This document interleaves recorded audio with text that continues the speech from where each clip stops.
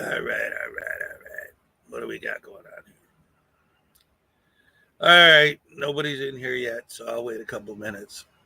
See who shows up or if anybody does or what's going on. Oh boy, oh boy, oh boy.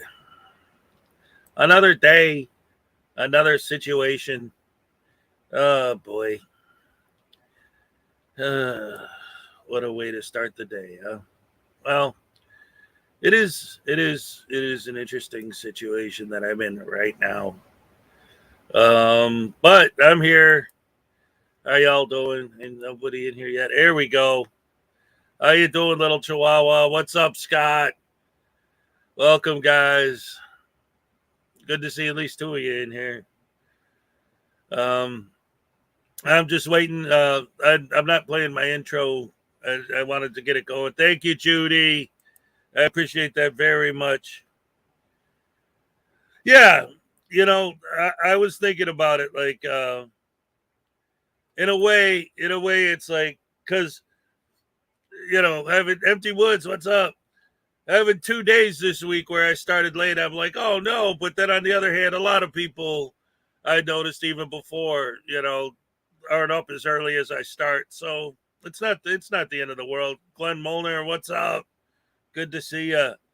News Now enemy, what's up? Yeah, see, internet god, hey.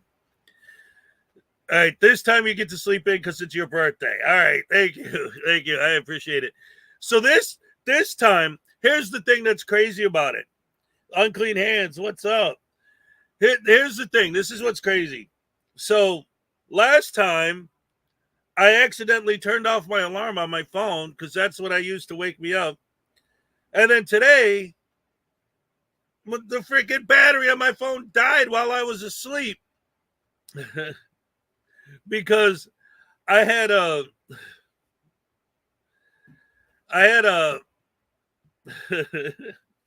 Raid Shadow Legends. I had it on autoplay and I fell asleep and I forgot to stop it. So it kept playing the game all night until the battery died.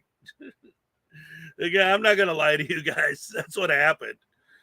Stupid Raid, and they don't even sponsor me. Those bungholes, they sponsor everybody else on Earth. What's up? Buenos dias. Hola. So anyway,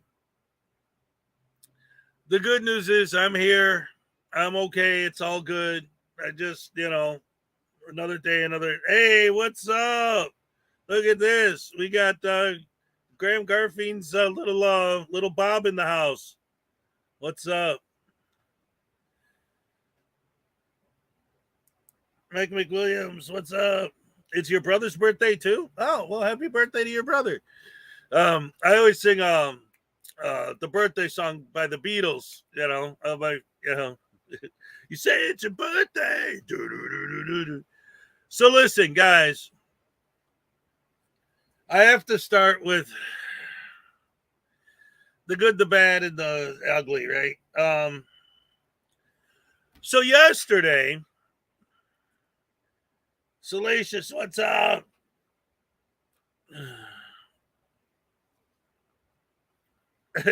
For giving Jerry's like, I play Raid, invite me to your clan. So yesterday, Rob Bennett, what's up? Happy cake day. All right, thank you. I got ice cream cake. Ooh-wee. Going out to dinner later. It's going to be great.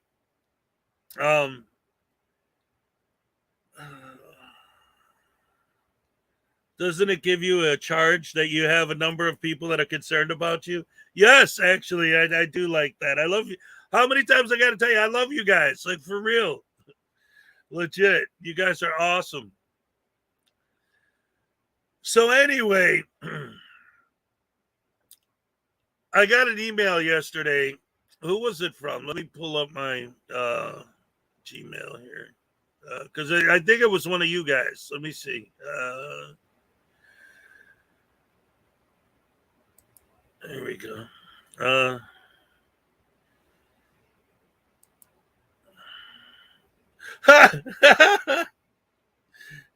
Look at this. I even got all these emails from people that are like, did you sleep in again? Oh, this is great. All right. So anyway, Sam, I am. What's up? So I get an email yesterday from somebody, and it says, "Hey, what's going on with your channel?" I'm like, "I don't know what you're talking about." And then shortly thereafter, turns out Jason Gutterman, Amagansett Press, gave me a copyright strike. That's not a copyright claim. It's a copyright strike. A claim is nothing. I get claims all the time, but this was a strike. Strikes are the bad one.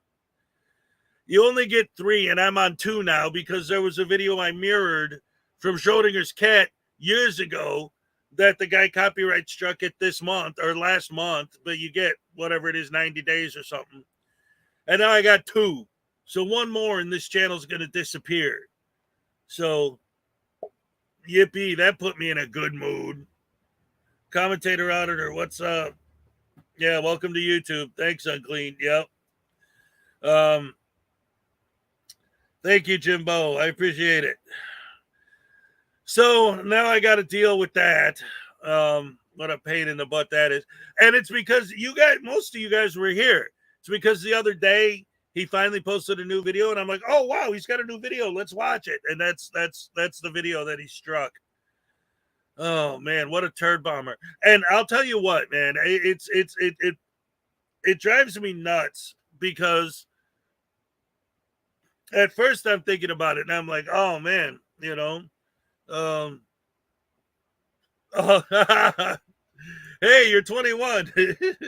Now you're legally allowed to drink alcohol. Yes, that's right. I'm nice and young. Yeah, well, I'm going to work on it.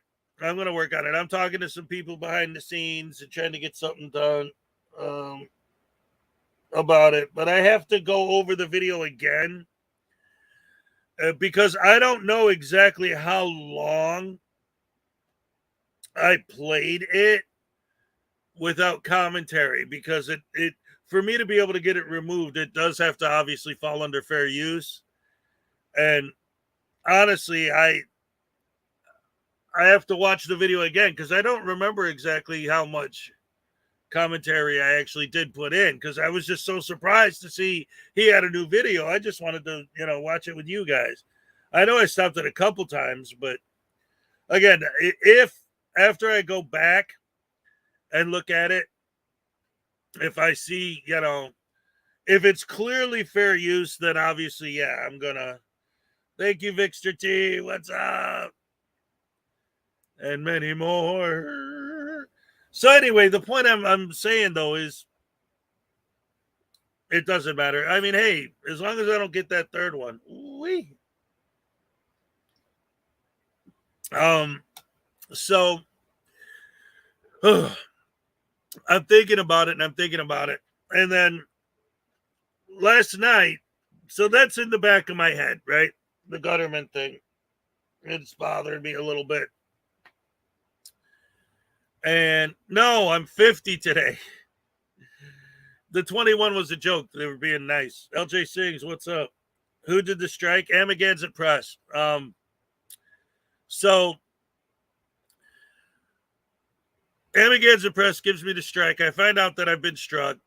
And so that's in the back of my head. And then I log on to Masshole last night. And for those of you who saw it, she had Long Island Audits on as a guest. And they were talking. And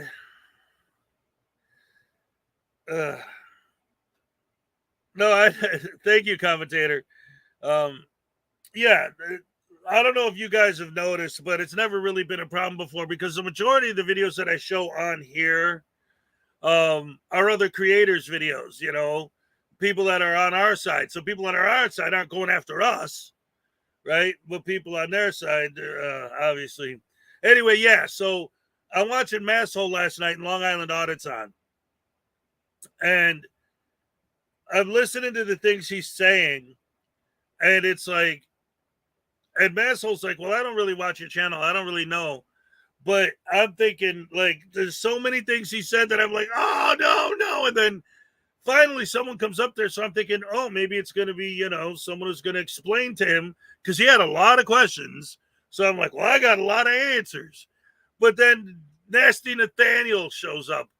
Like, oh, yeah, that's going to help the situation, having him up there. And he starts hitting on LA Audit. Sean. Oh, my God. Anyway,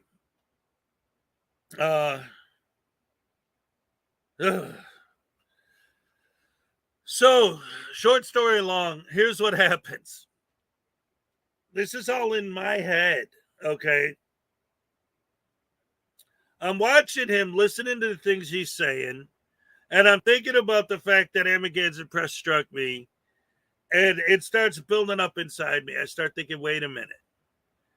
Because I'm the kind of guy where, like, I do have empathy. A lot. That's one of the reasons why these videos make me so mad, because I feel so bad for the people that they're doing this stuff to. So I'm originally thinking, like, oh, well, like, maybe he's legitimately, like, thinking that I stole his content, not just being butthurt and crying like a little baby, he stole my content. But then, like, I start thinking about it more and more and more, and I realized something. Every time, and it was because Long Island Audit was talking about this. Don't worry, David. She changed her channel name's different. It's like Masshole Troll Mafia or something like that. Anyway, so I'm thinking about it, and I'm realizing, wait a minute.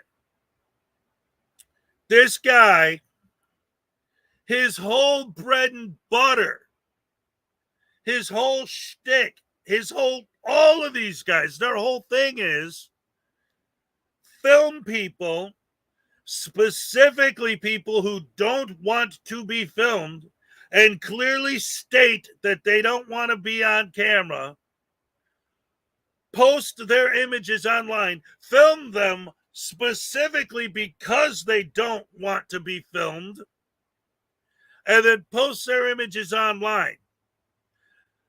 And they feel no guilt because it's legal. So why should I feel guilt about using their videos? If it's okay for the goose, it's okay for the gander, right? Like, I'm not saying two wrongs make a right. My point is, what's up with your heart? Great to see you here. Thank you very much. Yay.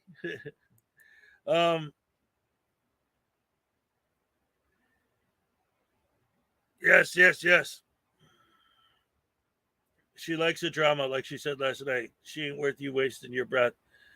Well, no, it isn't about, my point isn't about the Masshole thing. My point is that the idea in my head that I felt guilty, like I did something wrong when I got the copyright strike from Amagansett Press, hearing the way Long Island Audit talked on Masshole's channel, it has nothing to do with the interview or what happened. It's about how it affected me and made me think, yeah, wait a minute. Look at what these guys do, and I'm worried about me feeling bad because one of them didn't like what I'm doing? What am I doing? Calling him out? So it's like, wait a minute, I have no reason to feel bad about this. These guys are they're butthurt, and they always talk about, oh, feelings this and feeling that, but I hurt his feelings apparently by using his video. Just because I called him a piece of crap and a douche canoe while I was doing it. But that's it. They don't care if people on their side use their videos. It's only when people have commentary against what they're doing that, oh. And then today, they were talking about this yesterday on Masshole. Supposedly, here's the deal, has a big video on Long Island Audit coming out today. Oh, look at P. Barnes II. He knows what's up. Thank you. I appreciate the good sentiments. Yeah. And like I say, it's crazy. And I think a lot of it has to do, and this is a fact as well. Because today's my birthday, I've been thinking a lot, self-reflection kind of thing, thinking about all of the things that have changed in my life lately. And, because I know, but that's sort of what see, this is the thing. I don't want to get all into all this whatever and make you guys listen to my issues. You're here to have fun and to watch a good show, but just to sort of lay it all out. Because, you guys are here with me every morning, so I figure I might as well just lay it out there for you a little bit. Is that my computer is... And that's the other thing. It's bad enough I woke up late again, but my computer was being all funky this morning. I could have started 20 minutes ago, but this thing was giving me trouble. So anyone who's been following me for a while knows that this October, I had to drive my kids up to Wisconsin and to give them to their mother. We got the 50-50 split custody. But this is something new. This time last year, we were all good. Me and her and the kids, we all had a house and we lived together and it was beautiful and everything was great. So with my birthday coming up, I started reflecting on like how much I missed the kids and all the stuff that's been going on. And then the copyright strike on top of it. So it just kind of brought me down yesterday, but I'm all right now. But last night I was in rough shape. Thank you very much, Jimbo, for the $5. I appreciate that very much. I'm going to call that a birthday gift. And again, also tonight, I'm going out for dinner. The family wants to take me out. But afterwards, I don't know what time it's going to be after. But I'm definitely going to go on and do a 50th birthday celebration live stream in the evening. So if any of you guys want to join me for that, I'll be here. Blue Vaughn, what's up? Chelsea May. Oh, thank you, Terry. I appreciate that very much. So anyway, let's get this parted. I wanted to do something. Well, you know what? Actually, Commentator Auditor actually mentioned, hey, why don't you show my new video? I won't copyright strike you. You know what? Why not? Let's see. Let's have fun. I want to have fun today, dagnabbit. It's my birthday. Oh, and it's a Rogue Nation video. Oh, this is great. This is going to be great. Because he always likes to show up here. Oh, man. Oh, look at this. David, thank you. See, guys, look at this. I want all of my mods to take a good close look at what's on the screen. Notice two things about this. Okay? Number one, it's a super chat, right? Which is beautiful. Thank you. From David. But look what he's got next to his name there. He's a channel member as well. As much as we love to give him a hard time, the dude supports my channel. He's a member and he's giving me super chats. Be nice to David, guys. He's part of the family. I don't want to say he's one of us, but he's definitely part of the family. Come on. Oh, Cliff Hickson has a good idea for tonight's show.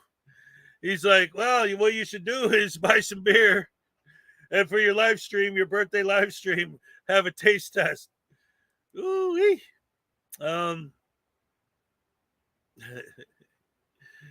Excellent. Thank you. Thank you so much. No, you know what?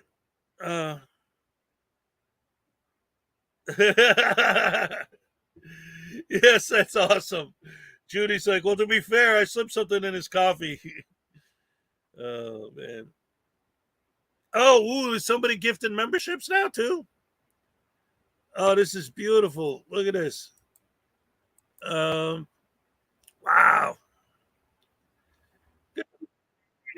Yeah, so much. This is great. All right, computer issues. Abby Pullman, what's up? Corrections 101, what's up? we're just getting started. I know it's kind of a late start day.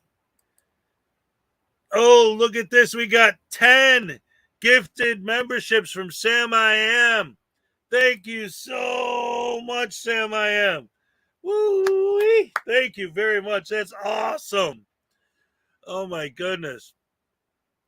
So anyway, let's watch the new Commentator Auditor video. It's called Airing Out Rogue Nation's Dirty Laundry. Donna Ray, what's up? Oh, wait, hold on. Let me minimize that again. That's funny. You guys see this? Look. On my recommendations on the side here. Hold on. One of them's this video that we're watching right now. I feel meta. All right, here we go. Commentator Auditor here. I thought I would expand a little bit more on Rogue Nation and this thing he has going on against a member of our community, a fellow frauditor debunker, Mando Mike. Now, I say Mando Mike, but we're talking about Mando Mike on Discord, which he goes by Mando. Thank you very much, Terry. Now, I showed you in the YouTube short video just earlier today that Rogue Nation has accused Mando of being a child predator, basically, by referencing this message that he put on Frauditor Troll's Discord server. Not private between Mando and Rogue Nation, but out in public. This isn't the first time that he's done this. As we see right here, with this one from Frauditor Troll server, he has accused Mando of this back in October of last year. Now, he eventually did apologize for that, because when Rogue Nation accused Mando of touching children inappropriately, he didn't have any proof, and he was asked about it by Frauditor Troll himself, because Frauditor Troll wants to have responsibility and accountability for our side of the community and was going to look into it. And Rogue Nation basically pussed out and said, no, I said it in a moment of anger. So for all you idiots that follow Rogue Nation and say he's a great person, he doesn't talk down to people, you're full of shit. We have examples. All I have to do is go to Frauditor Troll's Discord server to find them. Now, this screenshot is coming from another member of our community who decided to reach out to me after I dropped my YouTube short. And I'd like to say thank you to her. But let's look at some more messages for context, right? So we're going to ignore this message right here because he was talking to someone else. But Mando makes a comment at 6:20 p.m. on October 3rd. And he has never apologized for making the claim that I am a boy toucher for my sexuality, even after I gave him the chance to say it was an insult that landed wrong. After all, we all make mistakes. Look at his wife and look at his choice to be a frauditor. And it was a long message. If I'm not mistaken, Mando accused him of being a woman toucher. And so Rogue Nation comes back with, I am a girl toucher. My wife is a girl. And then Rogue Nation comes back at 6:24 and says so this. Smart. Homophobic to who? My bi wife? No one cares what Mando thinks. Suck, but true.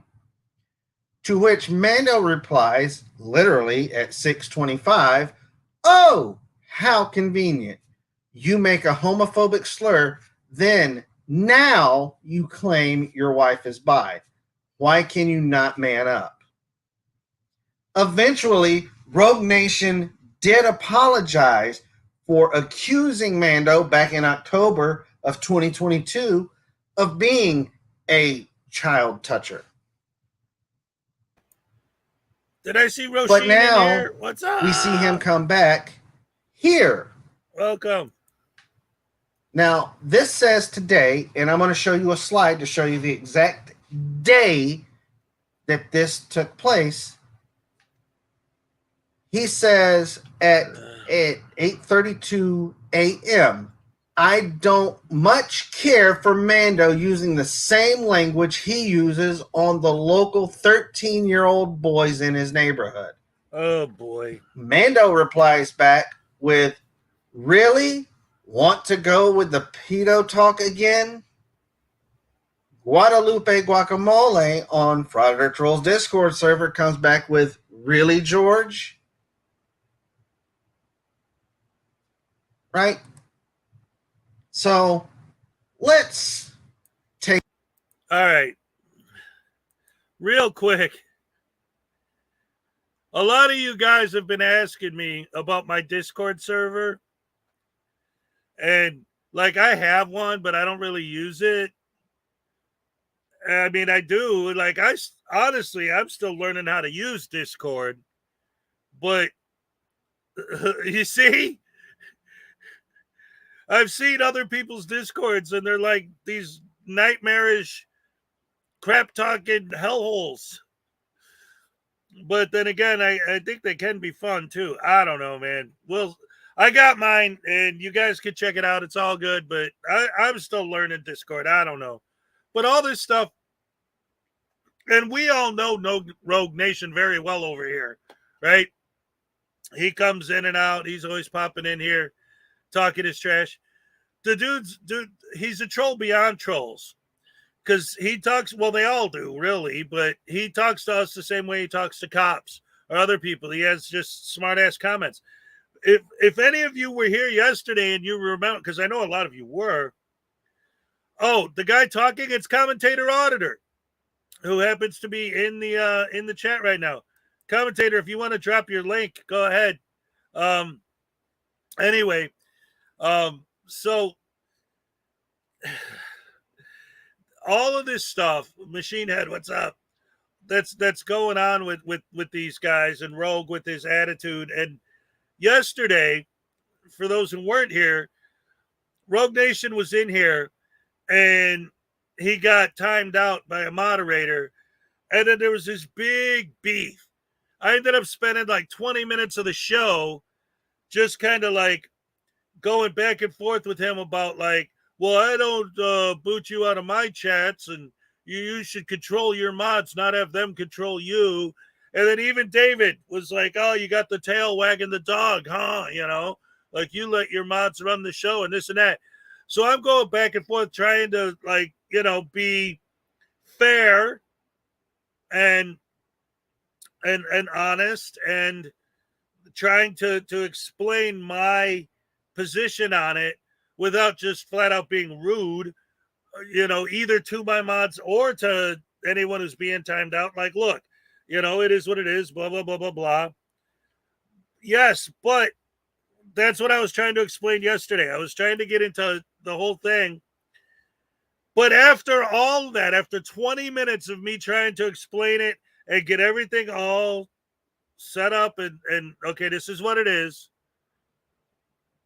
What ends up happening? I finally give Rogue, okay, I told my mods to lay off. Go ahead, say your piece. And he's like, oh, I don't want to get timed out again. You're not. I'm telling my mods, don't time them out. I'll take away wrenches if you do, blah, blah, blah. Go ahead, say what you got to say. So after all that, he makes a smart ass comment, and that was what he wanted to say. It's like, oh, for real? And now, I thought about it a lot after that, too. With the moderators and this and that and everything. Here's what I figured out. I thought about this, too, a lot yesterday. This is my show, ultimately, right? So, I understand the idea. I don't want my moderators to run my show. It's my show. But the fact of the matter is, just like any show, if you don't like it, you can change the channel. You don't have to watch it. You know. Ultimately, I think that, like I said yesterday, I'm going to kind of just leave my mods alone and let them do what they do for now. If I think, like I said yesterday, the timeouts don't really drive me nuts. And if they ban somebody, if I think that the ban was too much, then I'll let them back on. But Enzo the God, what's up? But ultimately, it is what it is. These are my people. I love you guys. You're always here for me every morning, so I don't want to give any of you guys a hard time. Anyway, here's Commentator Auditor, and let's get back to his new video. Take a deeper dive into this. So we're starting with the comment Rogue Nation made about Mando using certain language on the local 13-year-old boys, right? And we're going forwards from there. A man doesn't tell another man he likes his bottom filled. Cry, blank boy, cry. Do you think I'm going to F relationship with Mando? Who said anything was wrong with? And no, I'm only saying that 13-year-old boys are impressed with talk like that. I don't think that's what you were referencing, Rogue. I don't. Because let's go back to this. And let's look at what Mando said just before Rogue Nation made the comment about the 13-year-old boys. LOL. All right, folks, off to classes I go. Have fun with Rogue. Remember, he needs to be on the bottom.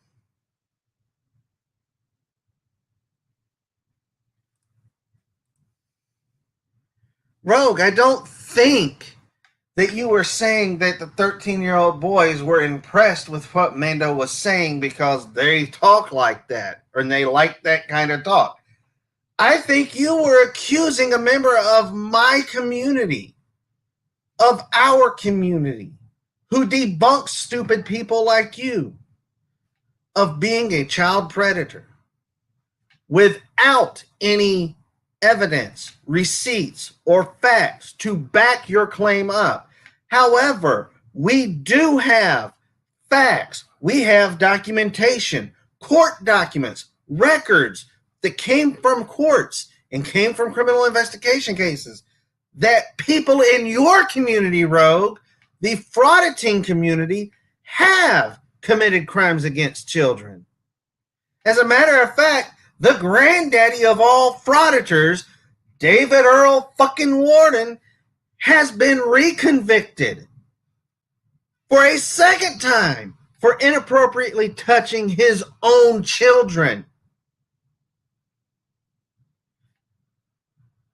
So, Rogue, not only do I think you throw out baseless accusations, not only do I think that you are the lowest form of scum on the internet, I also think you're homophobic because you haven't proven to us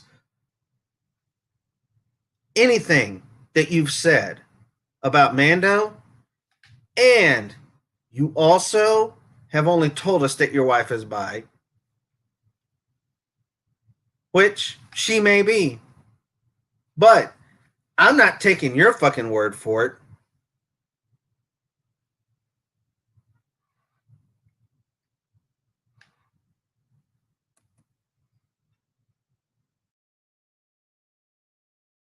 All right, so that was that.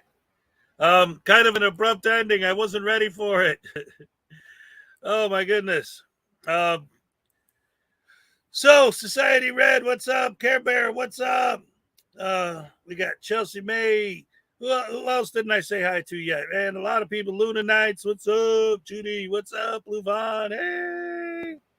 Oh man, I love you guys. Look at this. My morning cruise in full force this morning. All right. Glad to see so many wonderful people here. So, you're like a scab. We love picking on you. Oh my dear. Oh my goodness. All right. So I got a little bit of a, well, I wouldn't necessarily call this a special treat, but since today's my birthday, can we watch Honor Your Oath get arrested? Do we have, oh yes. Yes. Oh man. I'll tell you. All right. So for anyone who doesn't know, Jeff Beck was he was a guitar player, but I mean the dude was legendary because he was in the Yardbirds. There was Eric Clapton, and then there was Jeff Beck, and then there was Jimmy Page, and then the Yardbirds became the new Yardbirds that changed their name to Led Zeppelin. So technically, you could say that Jeff Beck was Eric Clapton would have been the original, and then Jeff Beck would have been the second guitar player of what eventually became Led Zeppelin before Jimmy Page. So Jeff Beck was, man, he was beyond. But he's got an album that came out back in the day called Wired. And I used to listen to that record over and over and over. It's all instrumental, kind of like jazz rock fusion kind of. It's brilliant, man. The dude was amazing. Yeah, he passed away. But God bless his soul. Cat Daddy, what's up?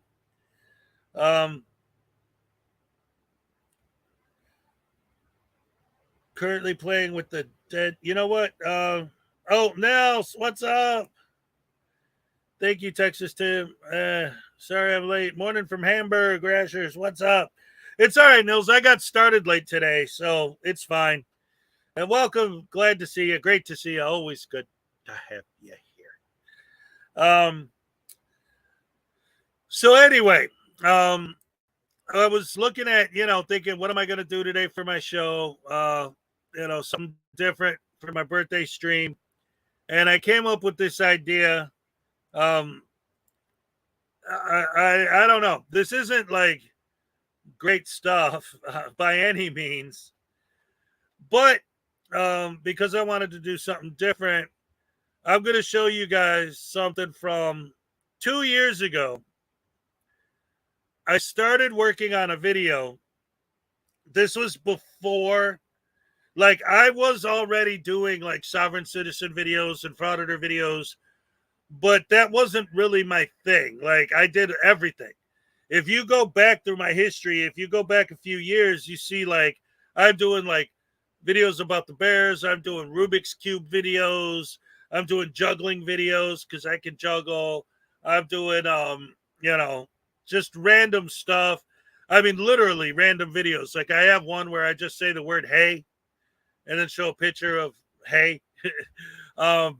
Just whatever I thought of to film, I would just film it. And I bought Dr. Squatch Star Wars edition and decided to, since I bought it, like, hey, you know what? I'm going to do a review of it on my channel. So I filmed myself using Dr. Squatch and then reviewing it. And then when I went to upload it all, some of the files got corrupted. So there's like 4 bars of soap on there, but I only had the reviews of like 2 of them. So I never did anything with that video. But I figured, just to have something different for my birthday stream and to show you guys kind of going down memory lane where I was at 2 years ago. I've never showed this at all because, like I said, some of the files got corrupted that I used to film it. So it's an unfinished video, and it always will be because the files are gone forever. But I got it. So I'm going to show you guys what I do have because why not? Just to take a trip down memory lane and seeing like my old place and my kids in the background and everything. Good memories for me. So we're gonna check this out. And again, it's an unfinished video, so don't expect much. But like I said, just something different because it's my birthday. I can do what I want. It's my channel. Hey guys, look, I just got my Dr. Squatch Star Wars set. I decided I'm going to do an unboxing, I just took it out of the box, but I was so excited. I couldn't wait. There we go. It's too much light, but anyway, that's the Dr. Squatch. 4 specially crafted soap bars, and my son. And then, let's see, Dr. Squatch logo, Star Wars. Of course, you got the Disney logo. The box actually is pretty slick. It's held on with magnets. See how it's not snaps back, so that's pretty cool. And then you have the Star Wars logo, and then you got your Jedi and your Sith, Obi-Wan, Yoda, Darth Vader, and Darth Maul. In fact, here, let me take a still photo of that. Maybe that'll be my thumbnail. That's the word I'm looking for. And then you have the Only Hope soap, because Obi-Wan Kenobi, you're our only hope, with a picture of his lightsaber. And we got the Wisdom Wash with Yoda's lightsaber. The Dark Side Scrub with Darth Vader's lightsaber. Health. And then Ruthless Rinse with his hilt as well. We got the Alliance logo and kind of the Rebellion. The Rebellion logo, Rebel Alliance, and the Galactic Empire logo. It doesn't quite look like the Imperial logo to me, but I don't know. They're old. So there's instructions, this and that. So what I'm going to do is, because I work at a very physically intense job. So what I'm going to do is every morning for the next 4 days is I'm going to, I'll start in order. So tomorrow morning I'll wash with this. And then throughout the course of the day, I get very sweaty and stinky. So we'll see how well it holds up all day. And then when I get home from work, I'll wash again, and my hands will be so filthy and my body will be so dirty. I work with fertilizer all day, so this will really be a true test to see how good these soaps are, me using them for 4 days. And then at the end, I'll edit all the footage together and review the whole product and see how this stuff holds up. All right, Dr. Squatch, let's see if you're as good as you say you are in the commercials. All right, thank you. That's my son. Have a good day. And this is just some clips of how dirty I get at work. I was at my job knowing I was going to do this soap thing and wanted to film myself and how filthy I am at my job, or how filthy I get at my job. So that's all that is. Hey guys, so I just got out of the shower and I was I wasn't ready for this. I already pressed action and I wasn't ready. And I used the Dr. Squatch Star Wars Edition Only Hope soap. That's my son talking in the background. So there's the instructions on the back and everything about it. And it's cool because it's got the Imperial, the logo here on the side. I don't know if you could see it here in the light. Let's see. See that?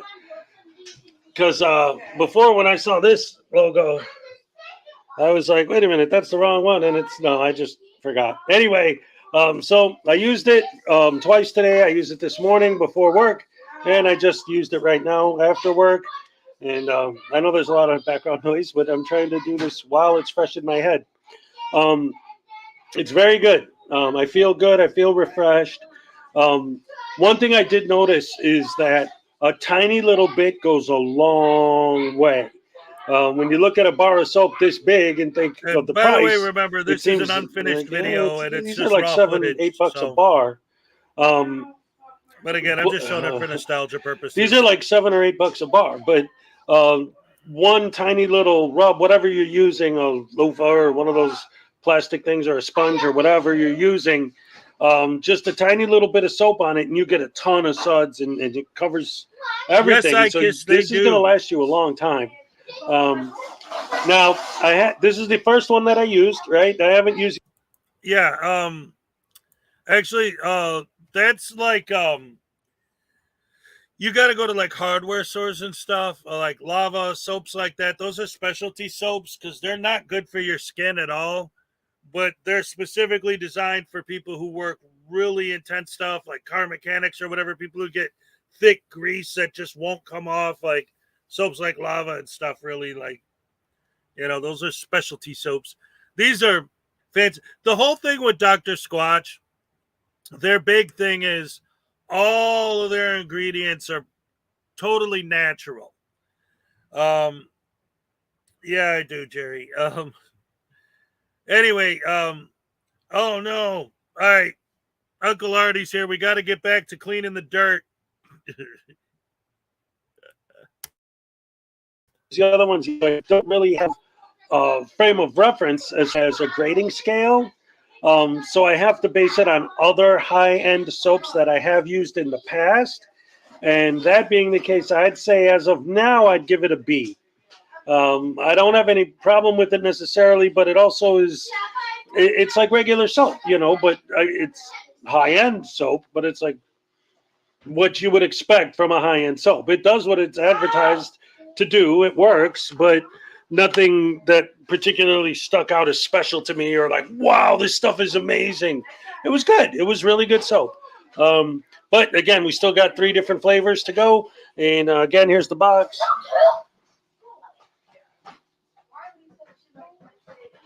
All right, and hopefully nobody noticed that I don't have any pants on because I just got out of the shower. Woohoo! I'll probably cut that part out in editing. Who knows? Maybe it'll be Wait on a my minute. Patreon. What? I told Oh, you. look, there's the little guy. Say hi, little guy. Hi. Everybody likes you. Talk to the audience. Hi. Scrappy Godzilla. Oh, yeah, that's his screen name, Scrappy Godzilla. I haven't been making a lot of videos, so I got put onto Daddy. Hello. The Bills game. Oh, yeah, the Bears game. They lost yesterday against the Rams. That was Even a 2 nightmare. years ago. Sunday Night Football. Ugh. And I wanted to tell you. Whoa! I thought I cut that out. Okay, I'm definitely going to edit that part Oh out. my goodness. Yes. Sorry about that. Okay, so you know that picture right there? Oh my goodness. Right there, Daddy. So I wanted to tell you about that picture. That's a baby. That's a baby. I forgot about all this stuff. You guys don't need to watch that. He talks to the camera for like 15 minutes. I thought I cut all that out. Oh my goodness. All right. Anyway, if Little Hez becomes an auditor, will you support his channel? Let me tell you something. It's funny. When I did my audits, he was there and he's like, Dad, why are you acting like the bad guys? Oh man. The Bears still disappointing. I'll tell you what though. I feel really good about the Bears and what's going on with them because one, our quarterback is absolutely fantastic, and two, we are overall number one in the draft this year. So hopefully they'll make a good choice. Ugh. So what? Play him. Love the straight from the barn. So familiar to me. Well, we'll trade you Mark Jones for your third string quarterback. There you go. That's it. Let's make sure they're smart in the offseason and make good draft choices. That's exactly right. But anyway, there was that video. Like I said, I never finished it. But like I said, since it's my birthday stream, I just want to have some fun today. So I'm going to show you guys this video I made a few months ago. This is a nice short one. But this is, come on. Here we go. All right. Real quick, guys. Real quick. I'll get to the honor your oath thing. I'm going to look it up while this is playing. Yes, LJ, I did use all the soaps. Here's the thing. The reason why I never edited the video or did anything with it was because I filmed it over the course of a week.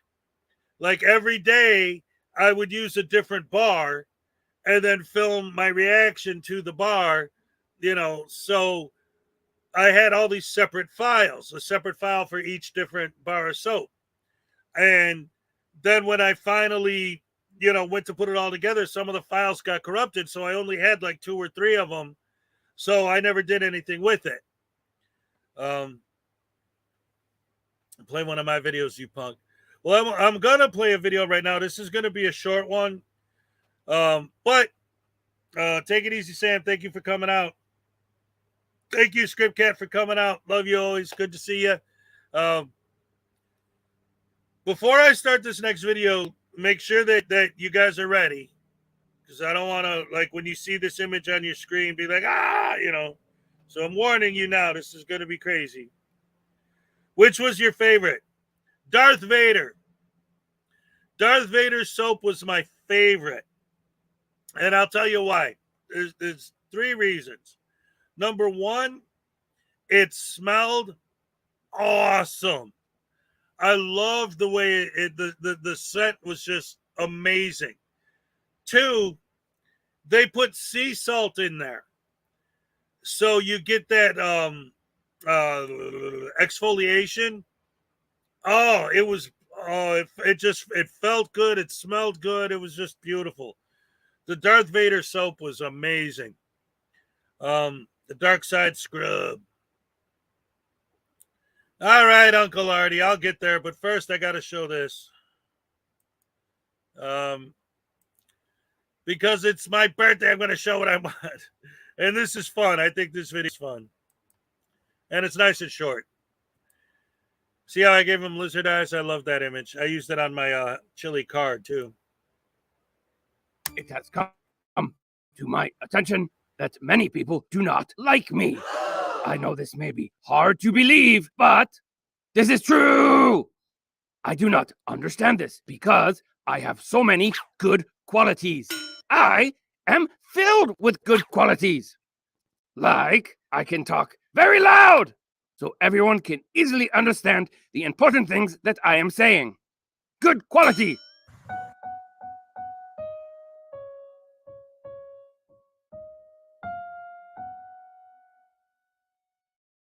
Nobody likes me, everybody hates me. I guess I'll go eat worms.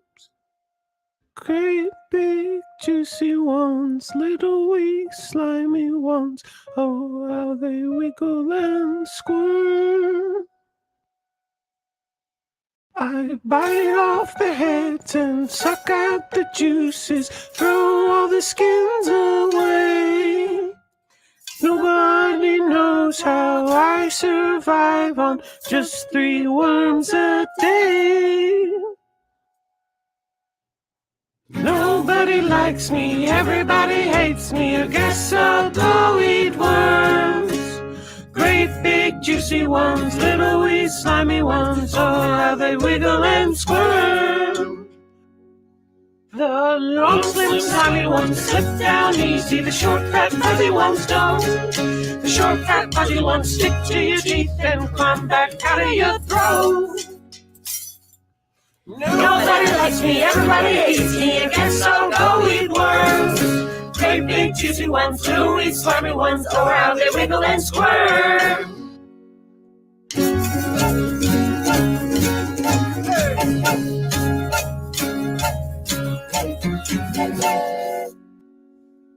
Nobody likes me, everybody hates me. I guess I'll go eat worms. Great big juicy ones, little wee slimy ones. Oh, they wiggle and squirm. One more.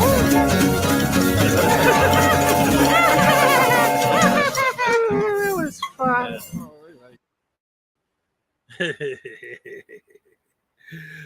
Yes. Thank you for the awkward moment, Has. Oh man.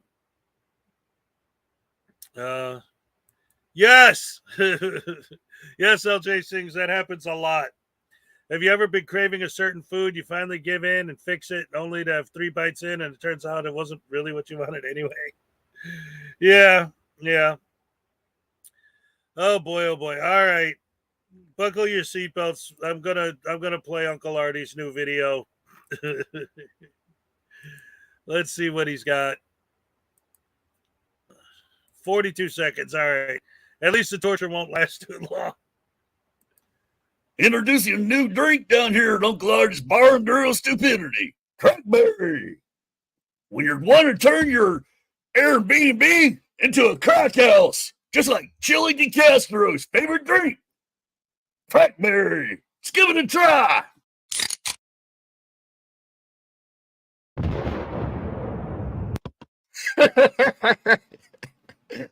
I'm like Chili DeCastro now. I'm a crack clown.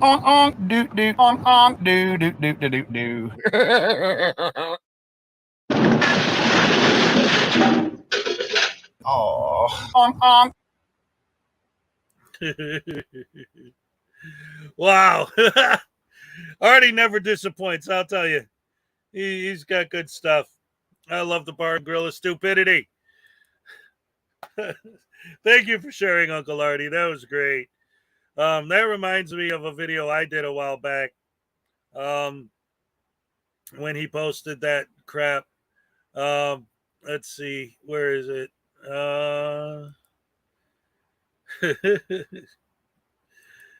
Yeah, this is nice and short too. Same kind of idea, but different. Let's see.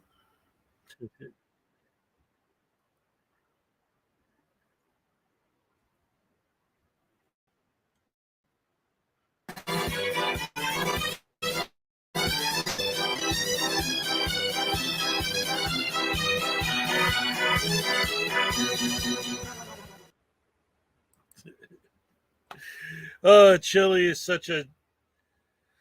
Oh man, I don't even know. How do you put Chili DeCastro into words without swearing? Oh my goodness gracious me. Oh, fun. Let's see. What else do we got here? Let's see. Somebody, what was the arrest video somebody was asking for earlier? Do I remember Bozo? Dude, I'm from Chicago. Are you kidding me? Do I remember Bozo? What the hell, Mitch?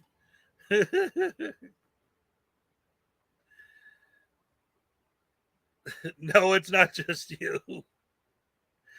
Oh yeah, honor your oath getting arrested. Let's see. Let me look that up. Unless you got a link to it, that'd be quicker and easier. But let me look and see. Oh,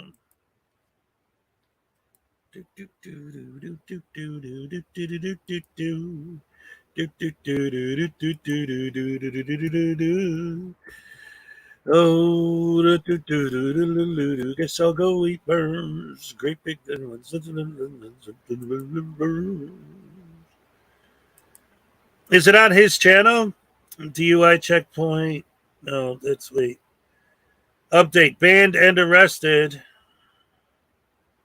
God's gonna get you arrested. There's a couple here. Blocked from a public meeting. Bozo was based on Hezokuai. Oh man. Oh yeah, you said you were gonna email it to me, Unclean. Go ahead, send me that. Let's see.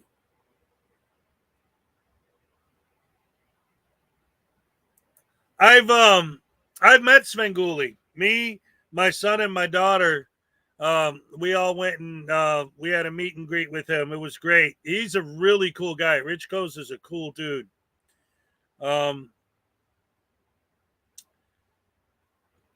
let's see. Let's see. Is this the one where he gets arrested? It says update, so this might be after. Let's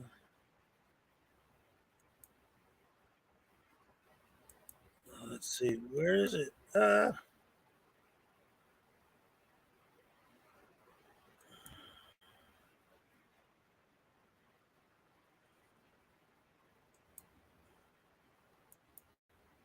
I don't know, man. I want to make sure I show the right thing. Frauditors don't get arrested. They're kidnapped by tyrants. Yes. All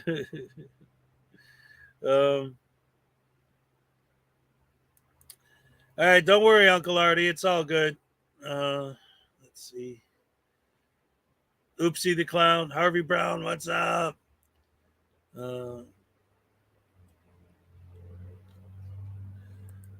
Yeah, honor your oath, civil rights investigations. I don't know. I mean, I know he's got so many videos.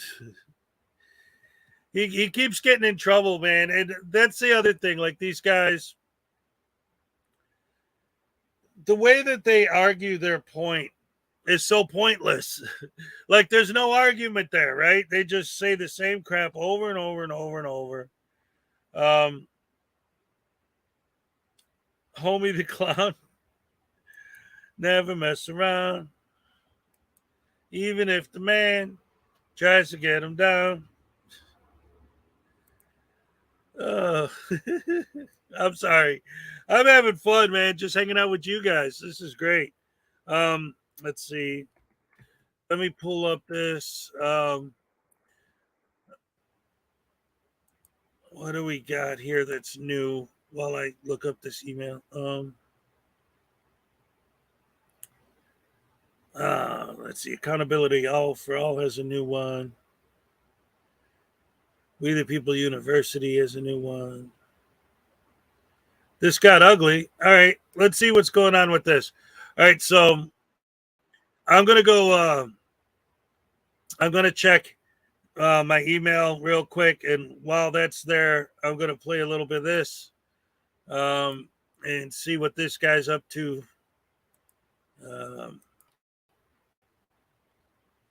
Well, I don't know. Let's see. Is there an arrest in here? No. All right. Never mind. See, after I got that stupid Amagansett Press copyright thing the other day, I know that Josh Abrams won't hit me. But he's got nothing that I haven't already seen twice. Here, let me check the email I just got from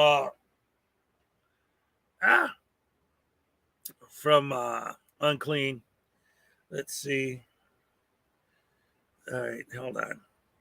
I'm here. I'm not leaving. I'm just checking something out real quick. It's cringy. Oh, I'm sure it is. Anything David Earl Warden says or does is cringy. It's for damn sure.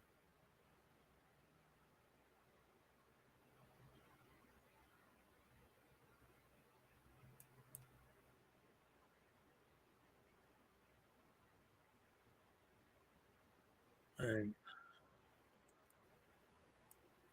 Oh, and it's short too. All right. So let's get that on screen. Let's see. This is going to be interesting, to say the least. All right. Is that up there? Okay, cool. Oh man, this heat is killing me. 20 years in prison. They dug up girlfriends of mine from 1985, 1996. Just went back decades digging up old girlfriends and stuff. I mean, that alone should tell you something. Seriously. They won't let me go lay in a hot tub with some blonde. Nope, not happening. Not being able to go to school functions with my grandkids. Nope, not happening. Soccer games. Nope, not happening. Karate matches. Nope, not happening. Orchestra. Nope, not happening. Can't go to birthday parties. Nope, not happening. Things like that. These are things. This is family. This is family events that you never get back. And to deny somebody that connection is egregious. Absolutely egregious. Yeah, just like your brain. I'll tell you what, too, though, man. Like, oh, that guy. Oh, he gets on my nerves. I got to the bottom of my cup and I had to chew because I had some grounds that got in there. Ew, I hate it when that happens. No diddler so loud, Earl. Oh, that's great. So now we definitely are going to need something fun to make up for that because, that guy's just a. Oh man, he's terrible. Let's see. What else do I got here? That's funny. I want to watch something fun. I'm trying to think because I think I've gone over all of my old stuff with you guys already. Yeah, I don't know, man. Is there anything specifically you guys want to look at? Where all the taxes these so-called frauditors pay? Yeah, right. Oh, thank you, Captain Happy. Yeah. They're always, oh, I pay taxes to pay your salary, and they're all YouTubers, so whether or not they pay taxes is very questionable. I'd like yeah, no, I don't believe it. And the best is when they go to a town that they don't even live in and say that. Like your tax dollars, I mean, yeah, I guess they're going into the general pool, but they're going to the general pool of where your tax dollars go in your town, right? Well, I pay federal taxes, so that's blah blah blah, whatever. Oh, okay, yeah, we could watch a troll video. I know Frauditor Troll is a supporter of this channel. He's not going to give me a hard time if I show some of his stuff. So let's go back and take a look at that. Frauditor Troll. Let's see. He's got so many. Yeah, here we go. Plea deal.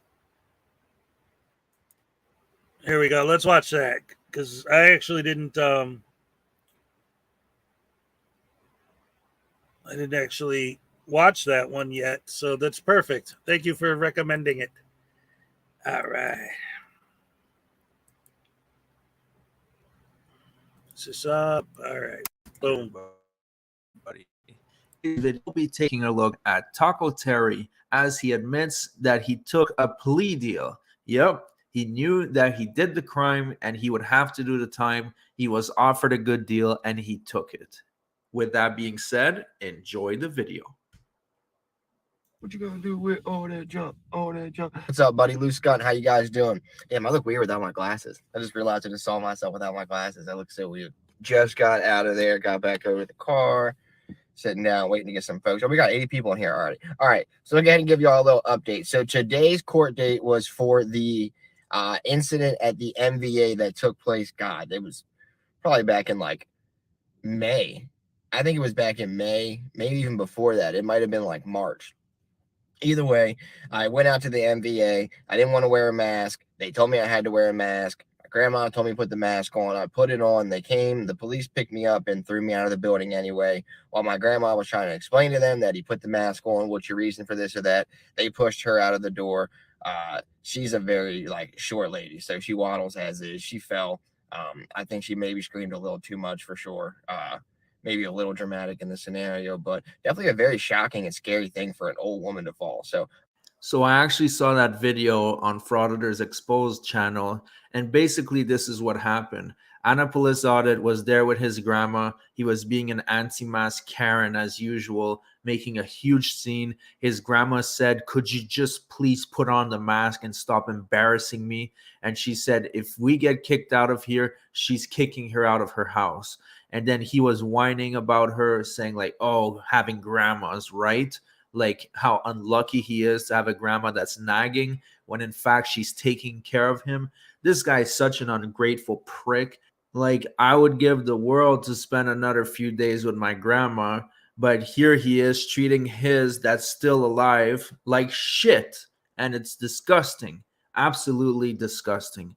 Anyway, so he got thrown out of there. He got a court case, and here we are almost a year later. I'm not going to sit here and fault her on getting as worked up as she did, but that was ultimately their argument, was that we got worked up outside and we disturbed the peace, and that I disobeyed lawful orders to calm down and not disrupt the peace and to leave the premises and just this, that, and the third. So ultimately, we get up here today, and the state had offered a stet docket. It was a stet docket with 8 hours of community service, basically meaning they had no case. They knew they had no case. So I was like, look, I'm not taking that. I guess I'm a principles person is what I'm trying to say. Is I would rather take my chance at going to trial and having this judge just be a complete corrupt asshole and convict me wrongfully of something that I didn't do than to kind of plead guilty to something that I know I didn't. Now, ultimately, the stet docket is not an admission of guilt. It's ultimately you and the state agreeing that you're both not going to go to trial on this, that maybe they do or don't have enough evidence to convict you. Actually, I think that would be an Alfred plea. Ultimately, the state doesn't have enough evidence to convict me. So we took a stet docket. And ultimately what that means is in the next 3 years, as long as I don't commit any other crimes or any serious offenses, this will get wiped off the record. It is. Now, what are the chances that this clown isn't going to commit any more crimes in 3 years? He gets arrested almost every couple months. So that's definitely not going to last. He's going to get arrested again, and then he will get recharged with this case. Not a guilty plea. It's also not a not guilty, though. And that's kind of what upset me, is I didn't really want to take the plea deal for the stet docket. But if I took my chance and went to trial and was found guilty by actually, I don't think I've ever been in front of Judge Pyro. I don't know anything about him, whether he's a good or a bad judge. But either way, if I take my chances in front of Judge Pyro and I lose the case, I can ultimately be convicted of something that they didn't have evidence to really convict me of. So at least in this way, I can take the stet docket, not plead that I'm guilty, but also not have to worry about the state wrongfully convicting me. These are the same people that are charging me multiple different cases with crimes that I did not commit. So I don't really have the the best faith in them doing the right thing as far as the Maryland judicial system is concerned. So I didn't really want to take my chances there. I told the public defender, like, look, doing no community service. I'm not doing that. I'm not going out and spending hours of my time for their ignorance and their problem. Like, I'll go to trial before I sit there and do 8 hours community service. They ultimately agreed to do a plea deal, stet docket, no community service after 6 months, noli prosequi the case. It then, through talking with my public defender, the recent like trash cleanups and the work with the home. I know y'all thought I was like joking about those homeless things too, but I really do have care packages ready to go with Chewies, socks, hats, deodorants, soap, stuff like that, ready to go. So I'm actually able to use the recent work I've been doing, helping pass out different stuff at the Lighthouse shelter down here in Annapolis, and then personally on my own time, different supplies to homeless shelters, and then also the trash cleanup at the park that I did. I can use those hours for community service as my community service hours. Okay, so you were sentenced to community service hours. First, he said he wouldn't accept a deal with hours, but now he just admitted that what he's been doing will count towards the hours. With this guy, you really have to listen very carefully to get the truth out of him, because there's a lot of lies. He lies through his teeth as usual. So I ended up going ahead and going back and taking the plea deal with the 8 hours of community service, because what I'm already doing constitutes as that. So it was kind of like a win-win. I don't have to go to trial. I don't have to fight the state and let them ultimately try to convict me wrongfully, which I know they're trying to do at every turn. It allows me to continue to do some kind of good work and also use that in a legal sense to help myself out of this situation. But yeah, it's ultimately just not going through the headache of just like fighting the state when I know they're trying to convict me wrongfully. Like, if they're going to sit here and charge me with crimes I didn't commit, who's to say that the judge isn't in on the same shit? Who's to say he's not part of the same corrupt legal system that he already works for? Like, so that was kind of where my like head was after speaking with, thank you, Michelle. Thank you everyone that's been saying something too, y'allthebomb.com. So ultimately, that was kind of like my thinking with the public defender that I had. And she's awesome. Her name is Megan Downey. She's like AAA plus rock star, 10 gold stars, 12 out of 10, fucking 9,000 power level for sure. She's thebomb.com. So when speaking to her, she was like, look, if we take the plea deal now, the worst that can happen is they bring the case back up. You end up having to go to trial, and then you fight the case that you were going to fight today anyway. So why not at least She's thebomb.com. He said that twice. Not have to worry about the state wrongfully convicting you. He can't and do dealing the bomb. with He has all to that, say thebomb.com. and you still don't have a guilty plea. So it was kind of like a good scenario. I think if I had had a private attorney and had spent like money on this whole situation, I'd have fought it out. But with having a public defender, someone who was willing to go to trial for me, but was also willing to kind of help me view it from a different standpoint, I was very appreciative of. So it kind of worked out in the way that it worked out. So it's not a not guilty. It's also not guilty. We just both kind of amicably agreed to not go to trial against each other. So I'm sure his dumb subscribers are going to try to spin it that he won his case, but he was not found not guilty. They just chose an easier route because, as he's about to say in a minute, the court he was at is absolutely overflowing with cases. So maybe they thought it wasn't worth it. It wasn't worth the taxpayers' money to prosecute this clown. I personally think they should have, but that's just my opinion. And obviously the prosecutor will do what's best for the community. Ultimately, they knew they didn't have any evidence. What's great about the timing is, as soon as this popped up, immediately after that, by pure coincidence, Troll says, now that's just my opinion, but... So there you go. He just said it's his opinion.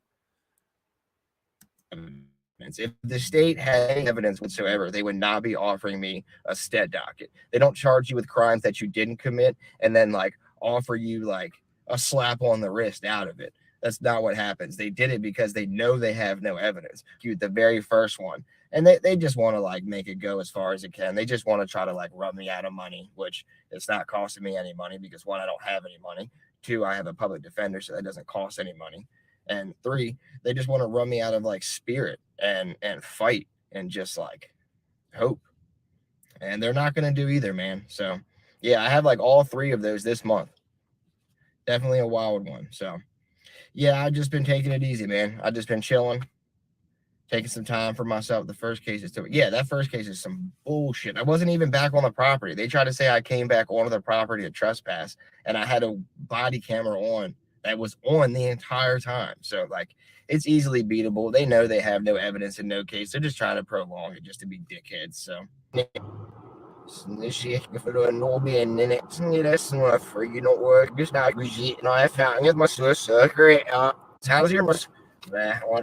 Oh, vi disse sier det kjæste sier over firebucks into the pocket. It's funny when it was.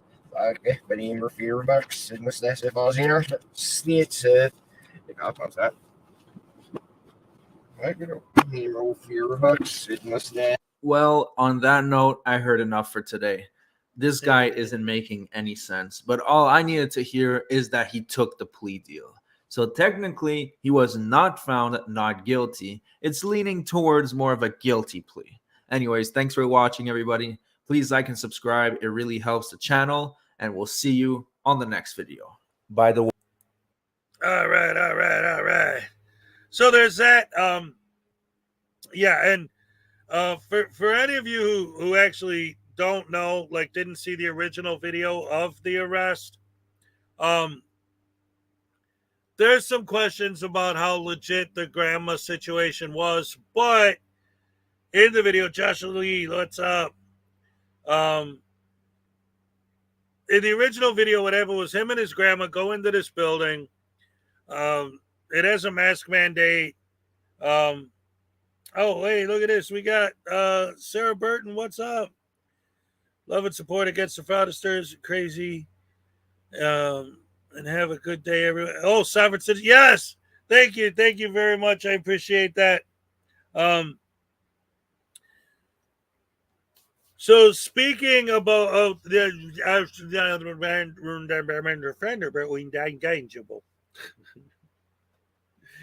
anyway, well, you don't have to admit that she fell. She did fall. You see it. The problem is, and it's always the problem with these guys, whenever something happens where something actually does like go wrong, where I might have some sympathy for them, it's always like, but you put yourself in that position. Oh, the cop pushed me. Well, yeah, because you wouldn't leave when they asked you to leave.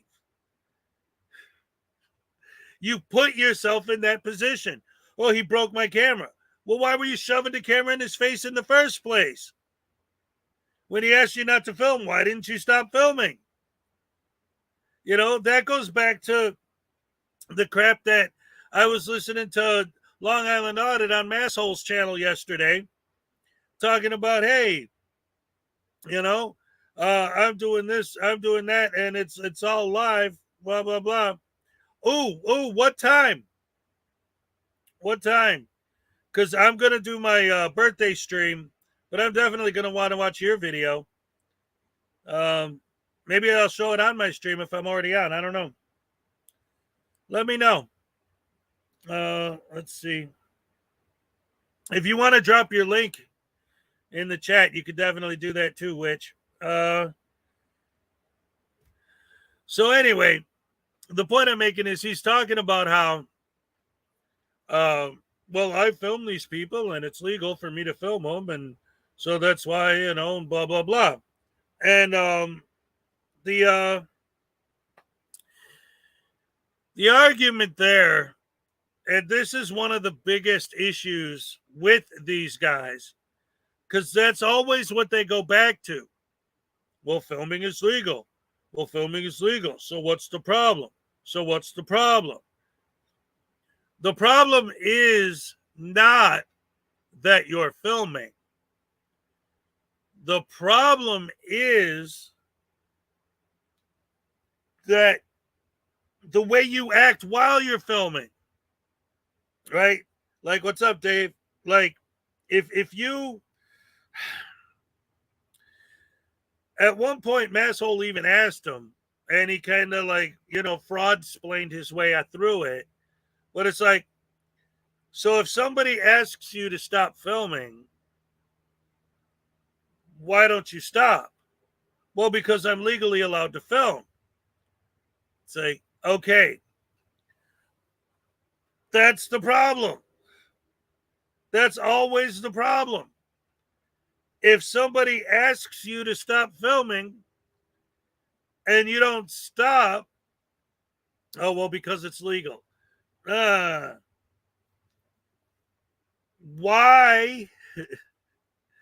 don't you, like, well, feelings don't trump laws and this and that, right? That's always their big argument.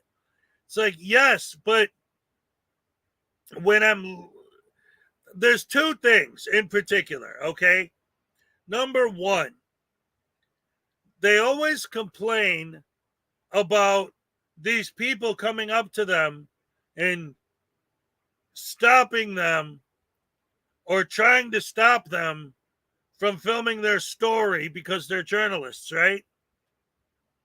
But they all admit openly that their interaction with the people is the story. So how can you accuse the story of trying to hinder your story? See, that's the key to the whole thing. Like, if they were able to make that argument in court, if the people in the prosecution understood what these guys were up to and were able to explain that and make that clear to the judge, like, look, their whole beef is that they were a journalist working on a story and this person interrupted them. But the person is the story. That's why their arguments don't make any damn sense. Oh, man. Oh, no, they don't have common human decency at all. That's the problem. They don't care at all about what they're doing to people. They have absolutely no concern about people at all. And this goes back to what I was saying yesterday. It's like they talk about public servants, right? Your job is to serve the public, so you have to do what I tell you because you're my servant. But what about everybody else? So if there's 50 people in the room and they all want you to leave, but you're filming, the public servant has to ignore the other 49 members of the public and just do whatever you say because you happen to be holding a camera? Like, if they're a public servant, wouldn't it be better for them to serve the public, not just one specific member of the public? Like, they don't get that. They don't get it.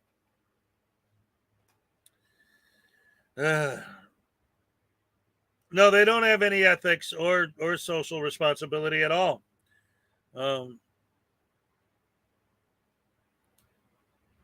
See, David, that's another one of the reasons why these guys make me so mad. It's because it's like, well, I wouldn't be filming you if you didn't come up to the camera. It's like, well, especially the thing that really gets me is when they're at a business, not just a private business, but even if it's like City Hall or the post office or whatever. If you're an employee and you work there, it's absolutely appropriate to approach the idiot that's standing there filming. Because it's your job. You're at your work. You belong there. He doesn't.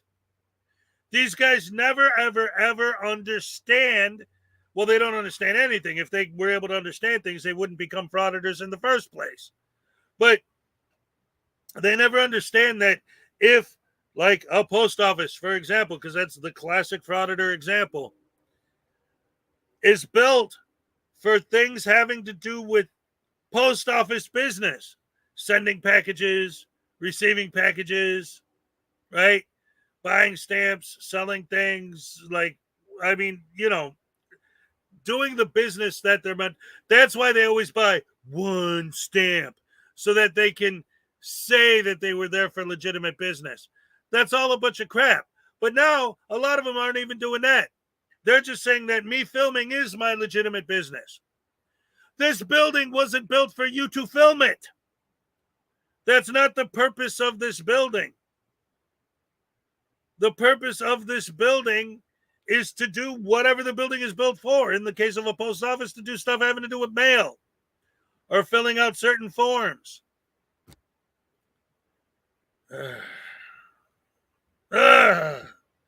Whoa, Terry Barnes, be careful, buddy. So anyway, this was the big thing that I wanted to show today. This one's pretty long. This video, it's like almost 45 minutes, but I want to show the whole thing. It's a Juan Galt video from yesterday.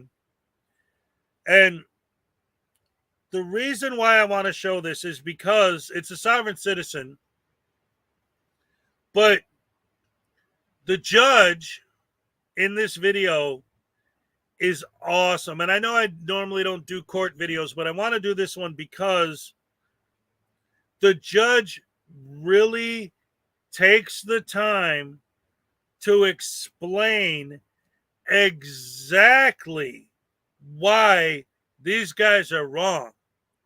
Like, usually the judge is just like, what's up, NCR News Network? Like, listen, I have jurisdiction.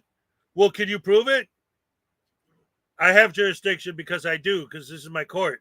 Well, did you take your oath? Well, I wouldn't be here if I didn't. But I mean, the judge can't speak like that, right?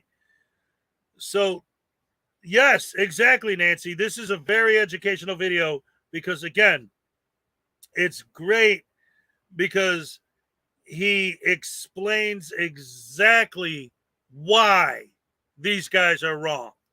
I love it. And it is. You learn a lot from watching it. And even Juan's going to tell you that at the beginning. Artie!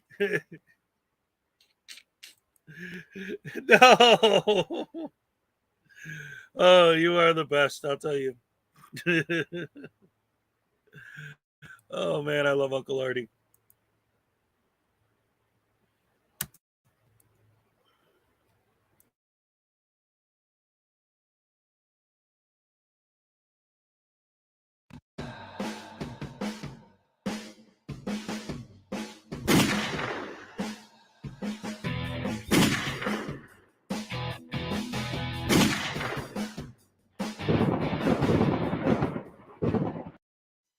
Okay, we got an interesting one today. As a matter of fact, I'm going to say this is the best trial of a sovereign citizen that I have ever seen or heard. We're not going to get to see it, but you are going to get to hear it. This judge is just magnificent. He schools this sovereign citizen who covers just about every damn stupid script point they've got. So hang on, enjoy this. I probably won't interrupt very much because this judge is phenomenal. So sit back, relax, and enjoy. Next, we have Kevin Lee Carver. I'm here on that matter. Okay. I'm one of the people of the Republic of Oregon. Okay, Mr. Carver, we've got an improper display of your plates as well as failure to carry proof of insurance. And how would you like to plead? I don't intend to plea. I intend to answer in the form of demur, such that I do not acquiesce quasi-jurisdiction because that's an issue to be brought up in my pleadings and briefs with the court. Yeah, this guy does a lot of word salad, so hang in there. Okay, Oregon doesn't recognize the demurs anymore, so please tell me if you're gonna, your three choices are, excuse me, sir, I'm not gonna interrupt you, and I ask that you not interrupt me. You can plead guilty, not guilty, or no contest. Which would you like to do? Did the officer make a legal determination that I was in fact operating a motor vehicle at the alleged time? The officer made an allegation that you have done that. He has not proven it to the court yet. He has made that allegation.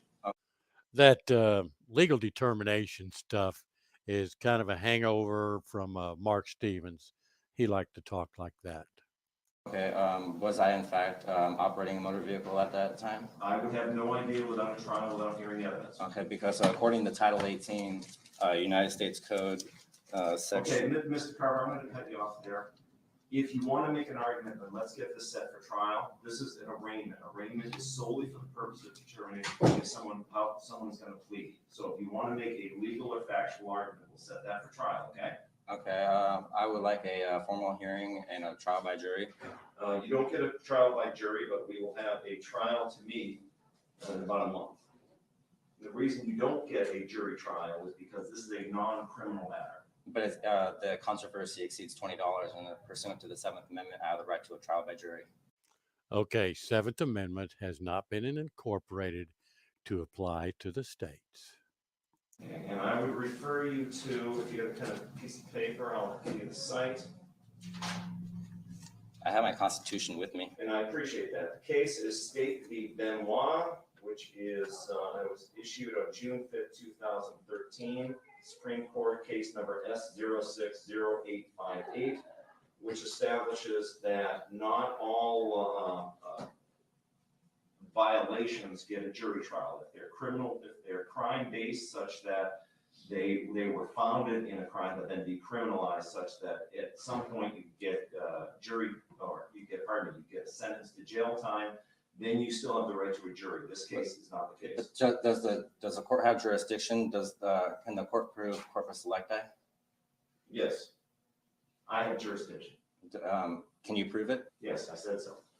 But can you prove it? Is there Carver, evidence of corpus electi? Mr. Carver, one of the things about this court is I do not need to prove that. If you want to raise that defense, I'll make my ruling at that time.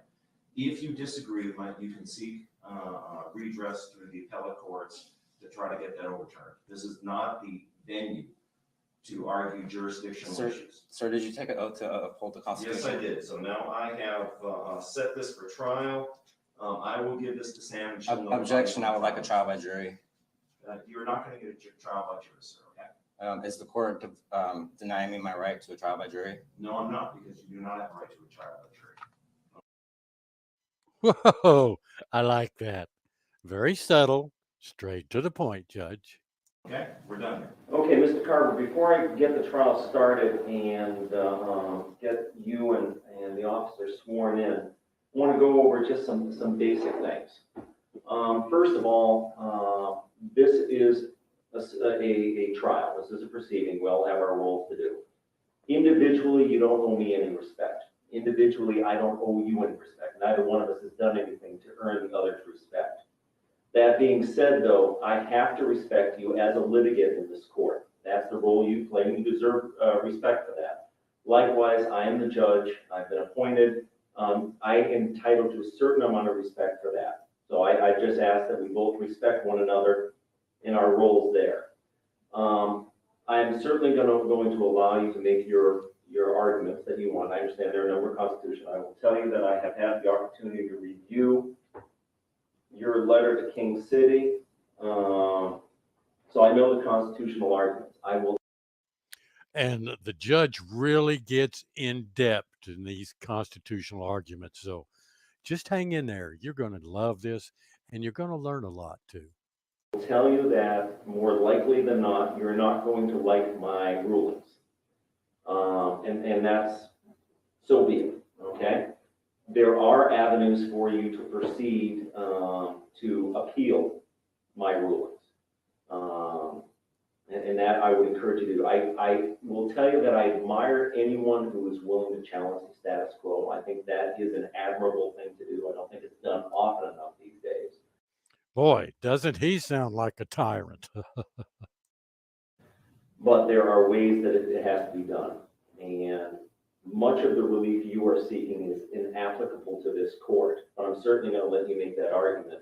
If I rule against you, I just ask that you respect the fact that I'm listening to you and I'm making a ruling to what I believe is accurate. If a subsequent court determines that I'm wrong, okay, it wouldn't be the first time someone's found that I'm wrong. If they find that I'm right, so be it, and you may need to appeal that to a higher court. So there are procedures for doing that. Before we begin, do you have any basic questions? Oh, well. Okay. So if you please stand, I'm going to ask both of you to raise your right hand. Be sworn. I do so under duress. Pardon me? I do so under duress. Okay. Do you swear to tell the truth, the whole truth, and nothing but the truth on penalty of perjury? I do. Okay, thank you. So, Mr. Carver, the way the process goes is the officer gets to go first since he has the burden of proof. Okay. He puts on his case. At the conclusion of his testimony, you'll have the opportunity to question him. It's not an opportunity to argue with him, merely to ask him any questions to clarify his testimony. Okay. When you're done with that, the officer doesn't have anything further. He essentially rests. At that point, it goes over to you to tell me, make any arguments, tell me your side of the story, give any factual statements as well as the legal arguments. When you've concluded, the officer will have the opportunity to ask you questions. Again, not to argue with you, merely to clarify any of your testimony. At the conclusion of that, I will issue my ruling. And again, if I don't know what the end result is going to be on the violation, I have suspicions on the constitutional arguments where I'm going to end up, but you and I are going to have at least a somewhat detailed conversation on those. If there are areas of the law that you are addressing today that were not previously raised in your letter, I may not be familiar with those, and I may not, and I'll try to rule them at best of my ability.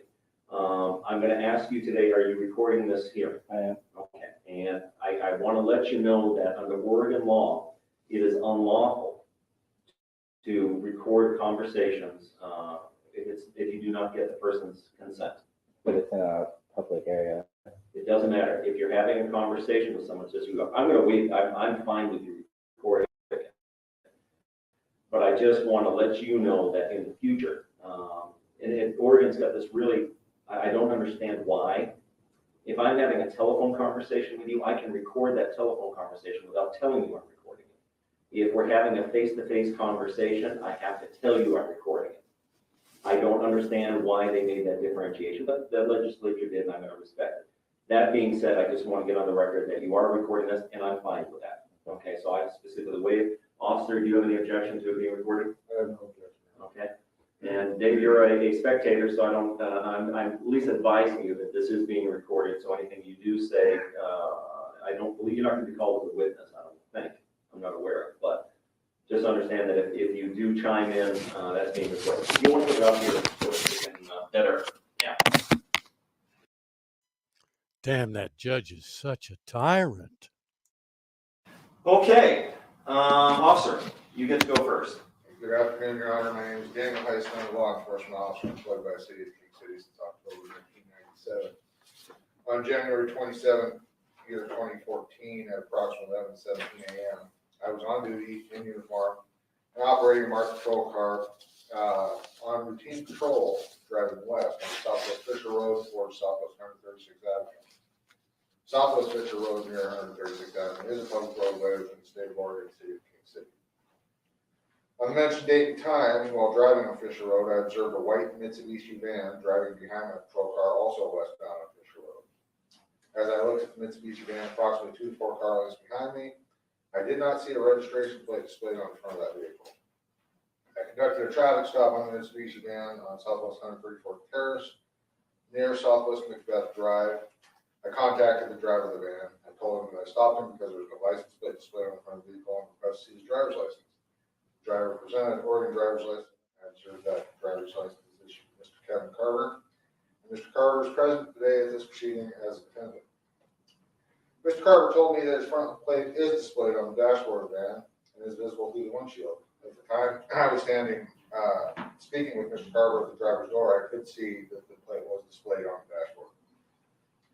I told Mr. Carver that the front plate must be displayed in a manner that allows it to be easily read. I further advised Mr. Carver that I was not able to see and read the plate information as he followed my patrol car. During the stop, I did step in front of Carver's vehicle and stood approximately 15 feet away. I looked at the front of Carver's van and had difficulty clearly reading the information on the plate, including the registration tags fixed at the bottom of the plate. The plate on the dash of Carver's van is easily read if you stand, as I mentioned, next to the driver's door or within close proximity to the front of the vehicle. We contacted Carver after making that observation and requested to see his proof of liability insurance. Mr. Carver presented me with a handwritten note on a small piece of paper that had obviously been torn off the larger sheet. The handwritten information included the name of an insurance company and expiration date. I told Carver that I was unable to accept that as valid proof of insurance, and I asked Mr. Carver if he had anything else and to offer his proof of insurance and allow him an opportunity to search for the document. Mr. Carver did check the interior of his vehicle console and his glove box. Then he told me he did not have a printer, and the handwritten note was all he could provide. Consequently, I issued Mr. Carver citations for improper display of registration plates, failure to carry proof of insurance. Relevant conditions at the time of the violation were light traffic flow in a residential district. That's all I have, Your Honor. Okay. Mr. Carver, do you have any questions of the officer? Are you making a legal determination that I was in fact operating a motor vehicle? Yes. Do you know the definition? What's up, of a motor Archangel vehicle? 3? Permitted to go get a bug ORS book. Yeah, I have it right here. Well, I would prefer to read it out of the ORS book. Title 18 United States Code oversees that. And it says here, at every description of Okay, carriage. Mr. Carver, again, I'm going to interrupt you because this is more of an argument. The question was, does he know what the And it's about to get real good in a I'm just minute. explaining it to him. Well, but he's already said he's relying upon the Oregon state law as opposed to 18 USC section 31. Right, but So if you want to say that that's more of a legal argument that you and I are going to have, but you ask the officer, does he know, is he familiar with that statute? And the answer is going to be no, he's not. On what do you base your determination? He based it upon Oregon law. So that's kind of resolves that. I'd rather save our conversation regarding the applicability of that statute for our conversation as opposed to asking the officer, because I think you got the answer to the officer. Okay? All right. And you're going to have the opportunity to raise that issue, but that's more of a legal argument. The purpose on your questioning is more on the factual aspects of this. And so the factual aspects, of course, would be, where was the license, whether or not the license plate was adequately displayed, whether or not you had provided adequate proof of insurance. Those are the factual issues. The legal issues are really for you and I rather than you and the officer. right. But the license plate, the insurance.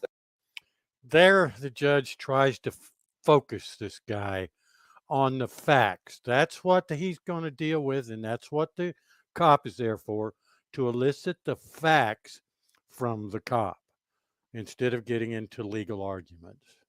All that only applies to motor vehicle. See, and that's an extremely important point, right? Because when these guys are in court and they're going on and on and on and on and on with their sovereign citizen nonsense, right? What are they talking about? Well, they're talking about all this stuff that has nothing to do with their case. But the whole point of the questioning in a trial is like, I pulled him over. Why? Well, because he didn't have plates on his car. Did you see that he didn't have plates? Yeah, he didn't have plates. So that's it. Like, they're trying to establish the fact, did he or did he not have plates on his car? It has nothing to do with any of the other stuff he's talking about. Did you have plates on the car? No. Done. Move on to the next thing. Like they can't do that. They have to turn it into this big, huge, federal case. Well, again, as he gets more and more into it, this judge, this is why I'm playing this, because this stuff coming up is so beautiful. And it's the judge breaks everything down point by point and explains specifically exactly why the sovereign citizen arguments are wrong. Vehicles, it doesn't apply to my private Mitsubishi. Okay, so let's you and I have a conversation on that right now. You're referring to 18 USC section 31? Yep. Okay, so that Definition 6. sub 6 specifically says the term motor vehicle, and that's for purposes of that statute. And that chapter, the chapter covers certain specific crimes, specifically destruction of aircraft or aircraft facilities, destruction of motor vehicles and motor vehicle facilities. Talks about section 34 is penalty when death occurs. Section 35 is imparting or conveying false information. 36 is drive-by shooting. 37 is violence at international airports. 38 is fraud involving aircraft or space vehicle parts in interstate or foreign commerce. 39A is aiming a laser pointer at an aircraft, and 40 is commercial motor vehicles required to stop for inspection. So none of those crimes have been alleged against you today. Right, but I wasn't operating under commercial purposes. Right, but you haven't been charged with a crime under that chapter. Therefore, the definition of motor vehicle for purposes of that chapter is inapplicable today. How so?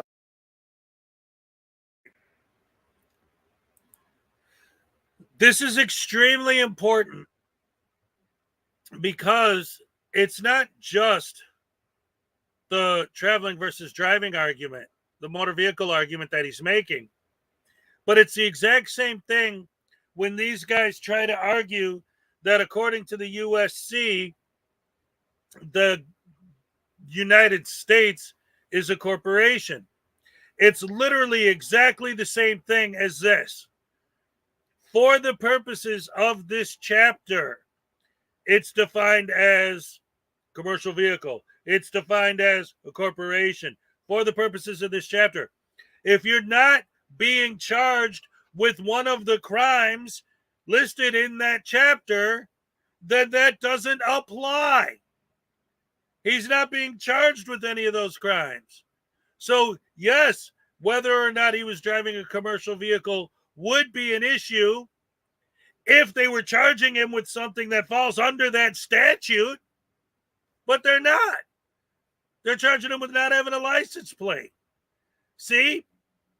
Talk about the cherry picking and the not understanding and misquoting and oh, these guys are dumb. Because that definition in the statute, it specifically says, for purposes of this chapter, the following definitions apply. And that's when it defines what a motor vehicle is for purposes of that chapter. And that's very common in statutes where it says, for this chapter, we mean this. Now, that doesn't mean for another chapter, motor vehicle may be defined differently. And this, again, is something soft sits always do. They find a definition that fits their narrative and ignore the application of that definition. So Oregon law has defined a motor vehicle that covers your Mitsubishi. But I still have the right to travel. Oh, you certainly have a right to travel in a motor vehicle, provided that if you're operating on... It's a basic right, and there's plenty of court cases, Supreme Court cases that prove that. Well, and on the issue of whether or not 18 USC section 31 sub 6 applies, I'm going to rule against you on that one because I've reviewed that statute. Whether or not it applies or not, I still have the right to travel in my private conveyance. Well, and that is not within my purview at this time. That what's before me today is two violations, which is one is failure to carry proof of insurance, and the other one is improper display of tags, or essentially license. See, the soft set, Mr. Doofus here, brings up a whole different argument that is not even before the judge right now, and that is his right to travel. So, in other words, if he wants to use that as a defense, well, maybe he'll be able to do that. We'll see. Hang in there. So, whether or not I can't give you an advisory ruling as to if you were cited for driving and got into an issue of whether or not you did have a right to drive your vehicle on roads, that's not before me today, and I can't give you an advisory ruling on that. So I'm not going to address that. That's something that if it comes up again, it comes up again, and we'll address it at that time. But I'm kind of limited to the two violations have been asserted against you at this point. So I'm from a legal standpoint, I'm telling you that I find that section 18 USC section 30, or pardon me, 18 USC section 31 sub 6, the definition of motor vehicle in that statute, which is part of the definition section, is not applicable today. That's what happens with these offsets. They get to scrambling around, cherry picking and trying to find sentences from here and there and trying to put them together. And they lose sight of the purpose why they're there and just the for this guy, just the two basic violations that are alleged against him. That's all they need to focus on. But as you can see, they get wound up in all sorts of out in the weeds. And that's, obviously, you can appeal that, and I'd encourage you to do so, okay? But for purposes of the day, I'm determining that does not apply. So if you have any factual questions for the officer, you can certainly ask them. And I'd love to, actually, I want to hear specifically, and as I said, we're going to get into the constitutional issues and the other issues, but what I really would like to get down to is resolving the factual issue first, which is specifically, did you have insurance? And did you have the license plate properly displayed? So I would request, I can't require you, but I'm going to request that you address those issues first, and then we can go through the laundry list of other issues. But there's no jurisdiction anyways, because where's the contract and where's the injured party? Okay. And there, I assume you're referring to. You're saying that it's a civil action, so there's two things. Where's the contract that's involved and also the injured party? It's not a civil action. This is a violation, which is a non-criminal matter. You told me at the arraignment that it was a civil action. Okay, and that is the way I use civil action is to differentiate from criminal actions. In essence, in actuality, there are criminal violations, there are non-criminal violations, and then there's civil actions. This is really a non-criminal violation. And if I said civil, I misspoke. I am so happy a judge took the time to explain that to a soft set. I'm telling you, this judge is just incredibly competent and professional. I apologize for that. Okay, but where's the court's proof of jurisdiction? He has established jurisdiction because you're within the city limits of the city. But I wasn't driving, I was only traveling. Oregon law references operation of the vehicle. And my understanding, according to the officer, you were operating the vehicle. Operation, I think I have the legal definition in here of what operation means.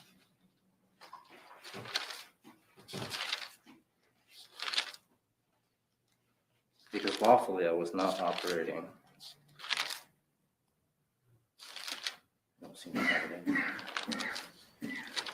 I don't know. I'd like to see what that's about, though, Judy. That sounds interesting. Black's Law Dictionary would explain the definition of operation. Yeah, Judge, get off the bench and go look up this word here that I've thrown out that I don't have any support for. You go do the work. Okay, what do you believe the definition of operation is? Okay, so you have a driver and an operator. The driver is the one who is employed to conduct the coach or carriage in the act of commerce, and the operator is one who actually owns it, to my understanding. Okay, and I will disagree with that. My analysis, my experience in almost 30 years of practicing law is when you're dealing with private, and we're not talking about commercial vehicles here, we're talking about private vehicles. The operator is deemed the person who is physically operating the car. It doesn't need to be an owner. They don't need to own it if they're operating it. And I've had situations where a fairly common one, the Court of Appeals has addressed at least once or twice. I just want to say here also that the operator and the driver that this guy is trying to throw out there, of course, is in the commercial realm that he probably got from some commercial statute in Title 18 or something like that. Is where someone has passed out behind the wheel. So they're parked off the side. I had this happen in one case, not with a client of mine, but an adverse party. The person had come back from a Christmas party, had been drunk, passed out, but the car was still running. The keys were in it, the car was running, the lights were on. He had passed out though, and under Oregon law, he was deemed to be still operating that since he was behind the wheel with the car on. So under current Oregon law, operating is determined to be behind the wheel, actually physically using the car. guess I'm gonna have to appeal that one too. And trust me, I seriously do encourage you not, I'm not trying to be snide, I'm not trying to be sarcastic. Again, I admire someone who's challenging the status quo, so I want you to challenge, because if I'm wrong, I want to know I'm wrong, okay? So certainly appealing that would, I encourage you to do so. So do you have any, and one of the reasons I want to have you get back to the factual questions with the officer is because he is ill and I don't want to make him stand up any longer than he has to. We can certainly have continued legal discussions, but I'd like to allow him to at least rest without having to worry about answering questions any longer than he has to. So do you have any factual questions for the officer? Well, one thing that did arise was because I was following you and I told you that I had the right to observe officers in their duty, but you told me that you didn't consent and that you would write me a citation for that. Do you have the legal? I did not make that statement. I have it on recording. Okay, why don't you play back the recording? I can do that. But let me ask, before we do that, what's the relevance of that? Because that's the original reason why he stopped me. Because I have testified that I stopped the Mitsubishi because it did not have a front plate display. That's the reason for the stop. But you also said another thing that concerns me is the fact that you're following me. Why are you following me? I have it all on tape. I can play it back. Gentlemen, it's and here's where I am on that. Whether or not the officer stopped you, had an ulterior motive for stopping you, is somewhat irrelevant here. That may be a basis for a tort claim notice. If you feel he was harassing you, if you feel he was retaliating against you, that is more of a civil claim. That doesn't address, that's not a basis. If he had a reasonable basis for stopping you, which according to his testimony was the failure to properly display the license in front, that's what's relevant. Whether or not he did it for, putting it one way, if he did the right thing for the wrong reason, there may be other avenues for you to pursue, but that's not going to be relevant for today's case. Okay? All right. And then the other thing too, I had another question. I can't think of it now. And we can certainly, if you want to address some of the legal issues, we can, as long as the officers, as long as you're able to make it. Yeah. Okay. If you and I want to address some of the constitutional or the other larger issues, we can do that and allow and if you remember your factual question, I'll let you ask the officer later on. Okay? Right. What other legal issues would you like to talk about? Well, I have a couple of Supreme Court cases here that state the right to travel. The use of the highway for the purpose of travel and transportation is not a mere privilege, but a common fundamental right of which the public and individuals cannot rightfully be deprived. Chicago Motor Coach versus Chicago. And what's the year in that? It was 1920 something, like 23 or 30. Is that it's a U.S. Supreme Court case? Yeah, I have the site right here. It's 169 NE221. Okay, this guy talks about it a lot. Most offsets talk about it. Their right to travel.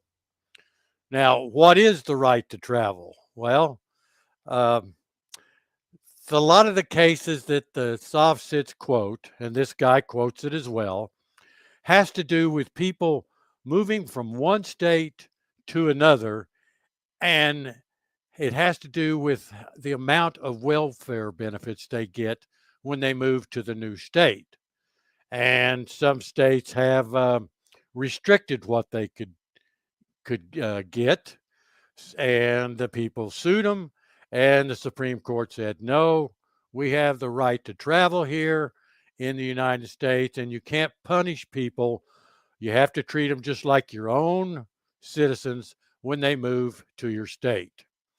So the right to travel, here's what the Supreme Court says, discussed in our cases, embraces at least three different components.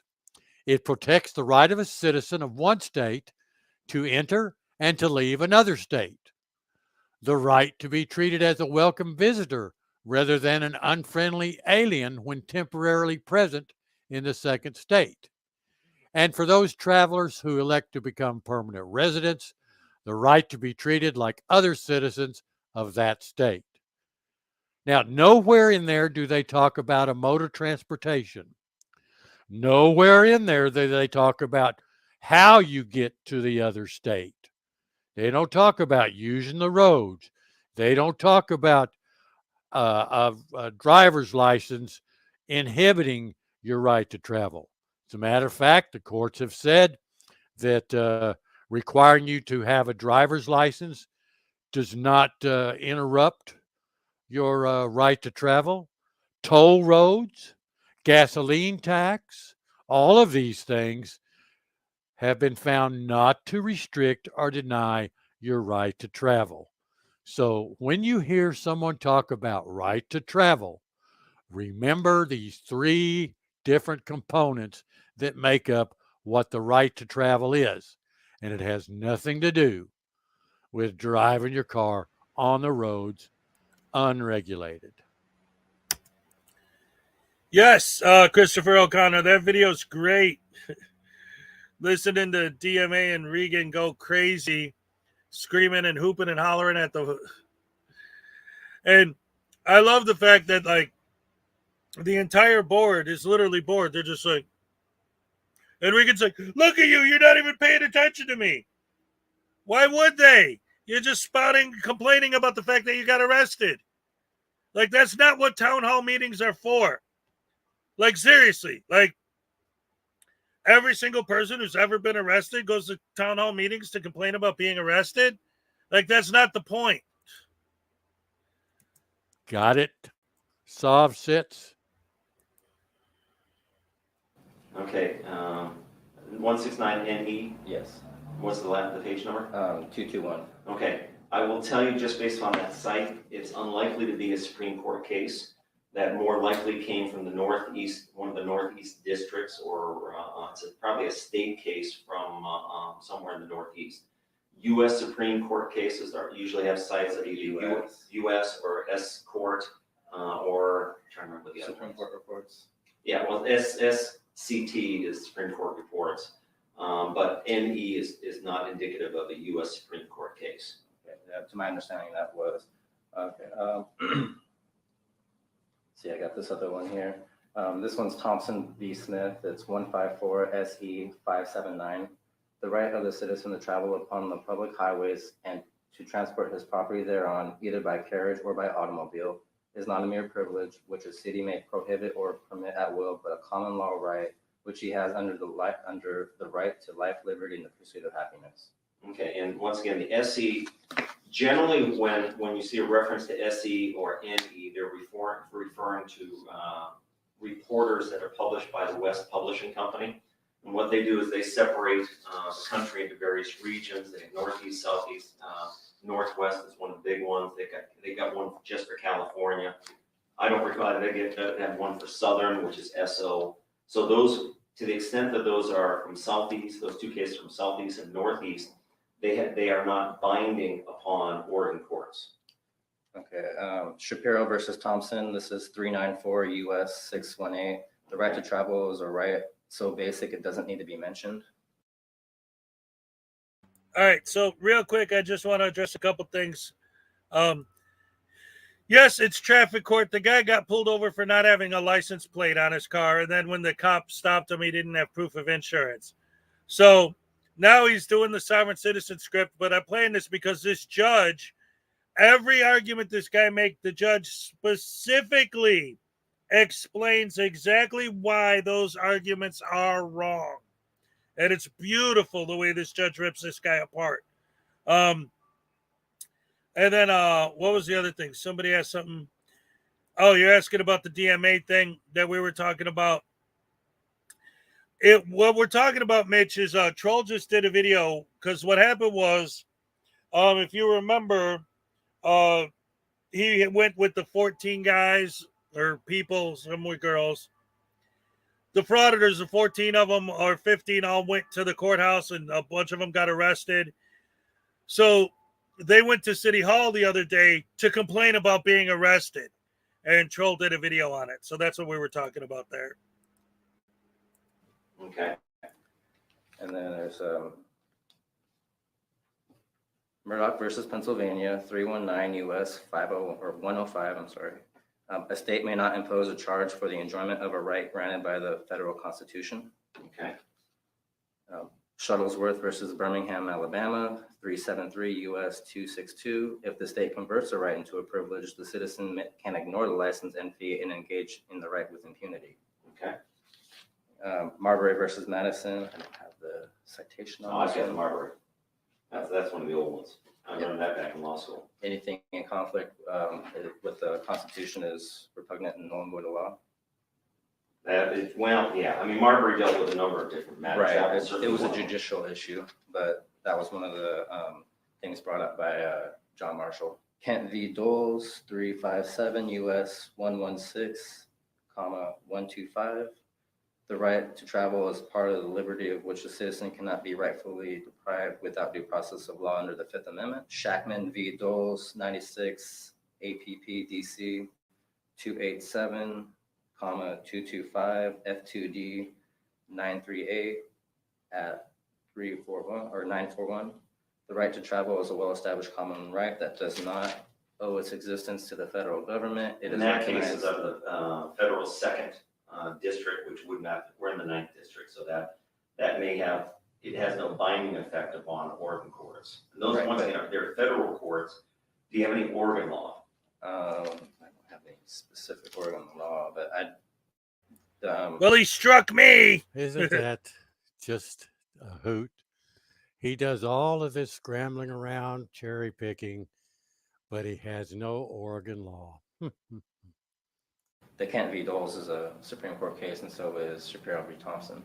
And I understand that, but there's also a difference, and the courts have looked at this as far as what the state's rights are versus the federal rights, and federal highways versus state highways. The opinion came out October 3rd, 2013, which addressed that issue. I will also tell you that the right to a jury trial, even in civil cases, is not an absolute right. And I was able to find 2 examples of where a jury trial is not allowed in a civil case. First of all, divorce cases. Divorces are by nature a civil lawsuit. There's no right to a jury trial under Oregon law. Small claims trials. Oregon law has said that any claim for under $750 is mandatory small claims, and there's no right to a jury trial in a small claims action. I'm not saying that's right or wrong, but that's the law that as I understand it, and that's what I'm bound by. Certainly, and that can be a basis for an appeal, and again, I encourage that. Another argument you raised referenced that I was acting as both judge and prosecutor. I want to make it clear that I'm not. I am merely the judge, and it's the prosecutor is in effect the officer. He is. Did he? Do you have proof of corpus delicti? Is there an injured party? The phrase corpus delicti is generally is The used body in of the crime. physical object, which upon which the crime was committed. Again, this is not a crime, so therefore there is no. But then what am I being punished for? If there's a fine imposed on me, then there has to be, he has to have a lawful claim. He can't just say, oh, I didn't like where your plate was, so now you owe me $300. No, he's deemed, in his opinion, that you have violated Oregon statute in 2 different ways. He has made that allegation, and he's been empowered to cite you into court on that violation. Let me finish, okay? He then comes in, and the way our system works is you certainly have the right to refute his allegations, and that's why we're here today. The officer has the burden of proof by proving by preponderance of the evidence whether or not his statements are sufficient and are more likely than not accurate. You then, if he has done that, and he has at least established his burden, the burden then shifts over to you to prove that, in fact, you did have the license plate properly. Hold on, let me just finish and then we'll talk. The burden shifts to you to prove that you did have the license plate properly and adequately displayed, as well as you did have proof of insurance with you. If you're able to establish that, so one of 2 things happens. Either I can't decide who's right and who's wrong, you win, because he has not then established the burden of proof. If I find it more likely than not. All right, sorry, real quick. I just want to say hello to Leland Squirrels. Good to see you. And then for anyone who just joining us, this is a Juan Galt video from yesterday. And the reason we're showing it is because this guy's a sovereign citizen in traffic court, but it's beautiful because we know that all of their arguments are wrong and why, but this judge specifically goes out of his way to explain each and every argument this guy comes up with, why it's wrong, and specifically why it doesn't apply. And it's beautiful. And I learned a lot watching this, even though I knew most of this already, but the way the judge explains everything is so beautiful. It's perfect. And obviously the judge knows more than I do, so. You're correct and he's wrong, you prevail. But that's kind of where I'm dealing. So the corpus delicti doesn't apply, and me acting as judge and prosecutor isn't accurate because I'm not acting as prosecutor. That's the officer is acting as prosecutor. He's presenting the case. I'm merely making the factual and legal determinations based upon the evidence that I hear today. Okay, so I want to address that. And we can certainly, if I can, if you don't mind, I'd like to jump on. You also referenced the denial of due process under the Fifth Amendment. And again, that I'm going to tell you that applies to crimes, and under current Oregon law, this is not considered a crime. It is considered a non-criminal violation, and therefore the Fifth Amendment wouldn't apply. Just see if I've got any other notes. Oh, there's also something you had referenced in with me acting as judge and prosecutor. You referenced 18 U.S.C. Section 208. That applies to administrative hearings, and that essentially, actually, it only applies to federal employees, and then it bars acts affecting a personal financial interest. Again, I'm not a federal employee, and I don't have a dog in this fight. I get paid whether I'm here for trial or whether I get paid whether you plead, whether you fight this, it doesn't matter. I essentially really do have no dog in the fight. Then you referenced lack of jurisdiction under 5 U.S.C. 556. That's the one that references administrative hearings and judicial proceedings after the opportunity for administrative hearings. So that's not an applicable statute. Okay, that's kind of just going through my notes in response. Do you have any? And then you talked about a bill of attainder. Right. And I'm finding that this is not a bill of attainder because the definition of bill of attainder is essentially a legislative quasi-judicial act. It's an act of legislation which singles out a particular individual and punishes them without an opportunity for a hearing or a trial. And that's Marbury versus Madison, where they said, the legislature, you can't do that. That's a judicial function.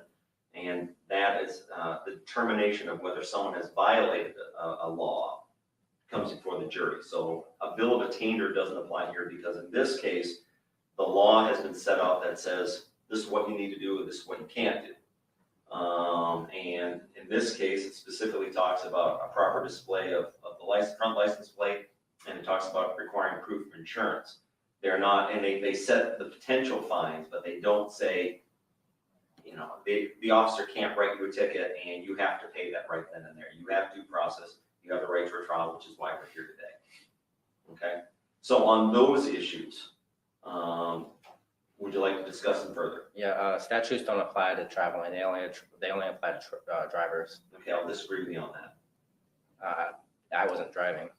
That's the thing. I was just simply traveling. I was just watching Heisen on his duty. Okay. If I was driving, then I would have been transporting goods or services for some kind of money form or property or some kind of exchange, which I wasn't doing. Okay. I understand your argument. I disagree with it though. Okay, driving and operating are the distinction as far as I'm concerned is operating. You can be sitting in a car while it's idling and you're still operating that vehicle, but you're not driving it.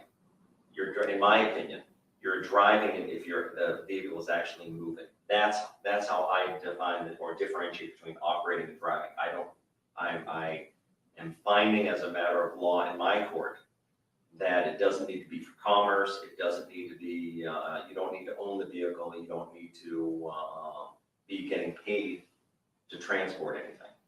Okay. Right, but I still have the right to travel in my private conveyance. No court can overrule that.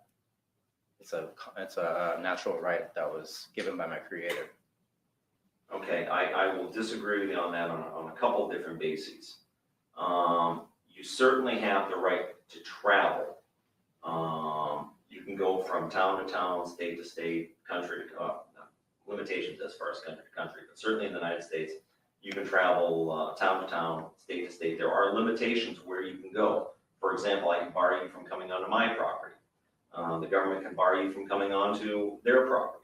So there are limitations there. As far as operating or driving a motor vehicle on public highways, there can be limitations, and there are. If Oregon law has deemed that driving on public roads is deemed a privilege, the right to travel may be unfettered or limited fettered, but maybe almost essentially an absolute right. The right to use public roadways is not an absolute right. That is a privilege granted by the state. It's actually a right because the gasoline tax pays for the roads. Well, they don't pay for all the roads, but yes, okay.